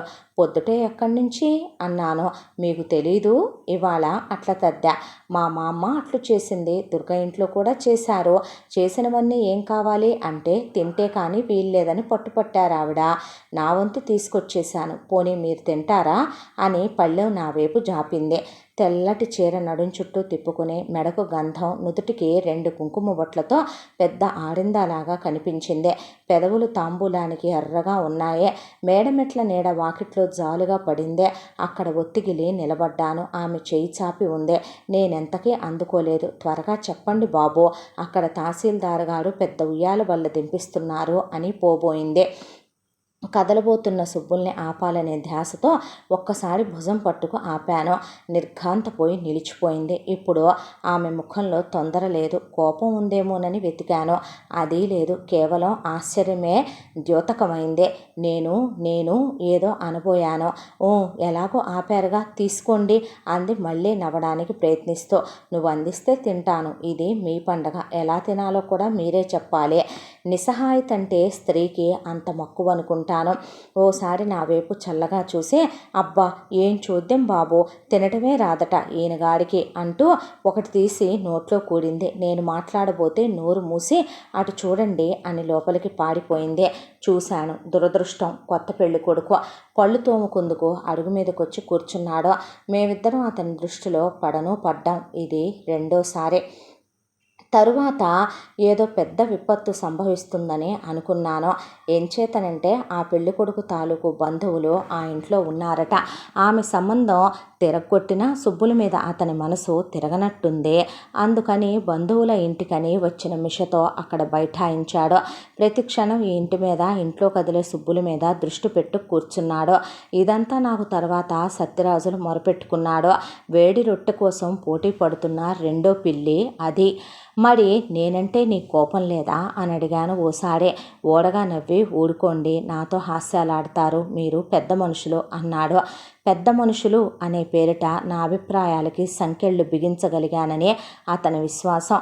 ఏమైనా కొత్త పెళ్లి కొడుకు విషయమే నన్ను కలవరపెట్టిందే. 2 సందర్భాల్లో తెలుసో తెలియకో మా ఇద్దరి మధ్య సంభవించిన సాన్నిహిత్యానికి అతనే రంగైనా పూయొచ్చు. దూరంగా అతన్ని చూస్తే దుబ్బు కనుబొమ్మలు, మామూలుగా చూసినా ఆశ్చర్యపోయి చూస్తున్నట్లుగా పెద్ద కళ్ళు, వెనక్కి గిరజాలు తిరిగిన జుత్తు తెలిసింది. ఏమైనా అతని మంచితనం మీద అంత దూరం నుంచి సదభిప్రాయం కలగలేదు నాకు. కానీ తన మీద సదభిప్రాయం ఏర్పరచుకునే సదవకాశాన్ని అతనే ఓసారి కల్పించాడు. అది చాలా విచిత్రంగా జరిగింది. అమ్మ రావడం ఆలస్యం కావడం, పొద్దుట సాయంకాలం హోటల్ భోజనం తినవలసి రావటం కాస్త ఇబ్బందిగా పరిణమించింది. హోటల్కి వెళ్ళాలంటే చాలా దూరం నడవాలి. నడక ఆయాసం కాదు, కానీ ఎంత నడిచి ఆ హోటల్ మెతుకులు తినాలనే ఆలోచన కలిగించే ఆయాసం అంతా ఇంత కాదు. ఆ ఊళ్ళో హోటళ్ల రుచి చూడటం అదే కొత్త. ఈ గుంజాటన కుంగదీసి 2 లంకణాలు చేయించిందే. ఓ రోజు లేవడానికి మరీ ఓపిక లేకుండా పోయిందే. దీన్ని మొదట కనిపెట్టింది సుబ్బులే. రోజు హోటల్కి పోయేటప్పుడో వచ్చేటప్పుడో ఇద్దరం తటస్థపట్టం అలవాటు. మాట్లాడాలనో ఏదో చెప్పాలనో దగ్గరికి రాబోతే ఎదురుగ్గా సత్యరాజులో లాయర్ గారో దర్శనమిచ్చేవారు, లేకపోతే కొత్త పెళ్లి కొడుకు కనిపించేవాడు. హనుమంతరావుని అడిగితే షీరోపామిస్ట్రీ చదివి కాస్త వంట పట్టించుకో, ఆడపిల్లలు చేయి చూడటం, తద్వారా స్నేహం చేయడం కొత్త టెక్నిక్ అన్నాడు. కానీ సుబ్బులు చేయి పట్టుకున్నప్పుడు ఎన్నోసార్లు సత్యరాజులకో కొత్త పెళ్లి కొడుకో తప్పనిసరిగా దొరికిపోయాం. ఒకసారి నేను సిగ్గుపడి చేయి వదిలేయబోతే, చెప్పండి ఆపేశారే అని రెట్టిచ్చింది. మీ గదిలో కూర్చుందాం పద అన్నాను. నా పక్కన చూసి నవ్వి, పోనీ తర్వాత చెబుదురుగానిలేండి అని తప్పించుకుందే. చెప్పొచ్చేది ఏమిటంటే, ఇలాంటి సందర్భాల్లో కలుసుకోవటం అలవాటయ్యాక బొత్తిగా ఈ 2 రోజులు కనిపించకపోవటం అనుమానం కలిగించింది కావును సుబ్బులు వాళ్ళ మా అమ్మకి చెప్పేసింది. మర్నాడు ఉదయమే నీరసంగా లేచి కాఫీకి పొయ్యి రాజేయబోతే సుబ్బులు కాఫీ కప్పుతో వచ్చింది వంటింట్లోకి. అప్పుడే లేచినట్టుంది. పరుపు మీద వాడిన మల్లెపువ్వులాగా ఉంది. ఇదేమిటి అన్నాను. జ్వరానికి ఇంత రహస్యం ఎందుకు బాబు, మీరు చెప్తే కానీ తెలియదేంటి? ఇందండి కాఫీ అంది తల పక్కకి తిప్పి. నవ్వొస్తోంది కావును సుబ్బులు అన్నాను ప్రేమగా. చూసింది. మరో క్షణంలో చేయి పట్టుకుంటాననుకుందేమో దూరంగా జరిగి కిటికీ దగ్గరకు వచ్చింది. సుబ్బులు, ఈ కాఫీ తాగుతుంటే ఇప్పటికీ నాకు విషయం అర్థమైంది అన్నాను. ఏమిటి? జ్వరం రావడమే హాయిగా ఉంటుందని గది మధ్యగా నడిచాను. ఆమె దగ్గరికి నడవాలంటే ఎంత దూరం? గది అంత పెద్దగా ఉన్నందుకు మొదటిసారిగా విసిగేసింది. కిటికీ దగ్గరికి చేరానో లేదో జ్వరం వచ్చిందటగా నాయనా, నాతో చెప్పలేకపోయావా అంటూ వాళ్ళ మామ వచ్చింది. ఒక్కసారి అహత్పాతాళానికి కుంగిపోయాను. జ్వరం రావడం వల్ల అంతవరకు కలిగిన ఆనందం చెదిరిపోయింది. వాళ్ళ మామతో మాట్లాడుతున్నంతసేపు కిటికీ వైపు చూస్తూ సుబ్బులు ఒకటే నవ్వు. ఆమె వెళ్ళాక ఇటు తిరిగితే సుబ్బులు వాకిట్లోకి వచ్చి కూర్చుంది. నోటికి కొంగడ్డం పెట్టుకుని కృత్రిమ కోపంతో బయటకు వచ్చాను ఆమెను సాధిద్దామని. నా వైపు వింతగా చూస్తోంది. కళ్ళల్లో బెదురు లేదు. ఏం చేద్దామనో మీదకు వంగాను. కానీ ఆ క్షణంలో పొరపాటు చేయలేదు. ఒక్కసారి చుట్టూ చూడదలిచాను. చూస్తే ఏముంది? ఆ శనిగాడు, ఆ పెళ్లి కొడుకు అక్కడే నిలబడి చూస్తున్నాడు. అంత దగ్గరగా ఉన్న నా ముఖంలో చికాకుని సులువుగా పోలిక పట్టినట్టుంది. చుట్టూ చూడడంలో చెప్పదలుచుకున్నది మర్చిపోయారా సాహసవంతులే అని తలమించి ముందుకు వాలిన ఉంగరాల్ని గాలిలో రెపరెపలాడించి లేచిపోయింది. అలా లేచినప్పుడు ఆమె వెచ్చని ఊపిరి నా చెంపలకు సోకటం మడిచిపోలేదు నేను ఇప్పటికే. ఎంత అందమైన అనుభవం అదే! ఆ శనిగాడి వల్ల కాకపోతే మరింత అందంగా ఉండేదో. ఆ మధ్యాహ్నం ఎంగిలి పడాలని నీరసంగా ఉన్న హోటల్కి బయలుదేరడానికి సిద్ధమయ్యాను. శోభనాద్రి గారు తలుపు తోసుకొని లోపలికొచ్చారు. ఏమిటోయ్, జ్వరమని నాకు తెలియనే తెలీదు, మేమిక్కడ ఉండగా ఆ మాత్రం సహాయం చేయలేకపోతామా అంటూ మంచం మీద కూర్చున్నారు. ఏది ఇలారా అని నన్ను దగ్గరికి పిలిచి చేయి పట్టుకు చూశారు. ఇదేదో దొంగ జ్వరం, ఈ పాటికి తగ్గిపోయే ఉండాలి. నీ వయసులో జ్వరం వస్తే సింహాచలం చందనోత్సవానికి సైకిళ్ళ మీద వెళ్ళి వచ్చాం. పద పద, మా ఇంట్లో ఇంత చారన్నం తిందువు గాని అన్నారు. లేదండి, హోటల్కి పోతాను, మీకెందుకు శ్రమ అన్నాను. కానీ ఆయన వదల్లేదు. హోటల్లో పచ్చెం భోజనం ఏమిటో, ఇవాళ మా సుబ్బులు వంట. నీ భోజనానికి పొద్దుటి నుంచి ప్లాన్ వేస్తున్నారు మా ఇంట్లో. మంచి కట్టుచారు కాచారు, పద పద అని తువాలు నా భుజం మీద వేసి లాక్కుపోయారు. భోజనం చేస్తున్నంతసేపు మాట్లాడుతూనే ఉన్నారు శోభనాద్రి గారు. మధ్య మధ్య హాస్యానికి తనే నవ్వుతున్నారు. కొందరు భోజనాన్ని విలాస కార్యక్రమం చేసుకుంటారు. కొందరికి భోజనం నిత్యకృత్యం లాంటిదే. కొందరికి బాధ్యత, మరికొందరికి కర్మ. ఇంతటితో వెన్నెల కాటేసింది. నవల 2వ భాగం పూర్తి. ముగింపు భాగంతో మళ్ళీ కలుసుకుందాం. తప్పకుండా మన ఛానల్ని లైక్ చేయండి, షేర్ చేయండి, సబ్స్క్రైబ్ చేయండి, బెల్ ఐకాన్ క్లిక్ చేసి ఆల్ అనే బటన్ని ప్రెస్ చేయడం మర్చిపోకండి. ఈ కథను మనకు అందించిన కథా రచయిత శ్రీ గొల్లపూడి మారుతీరావు గారు. Thank you.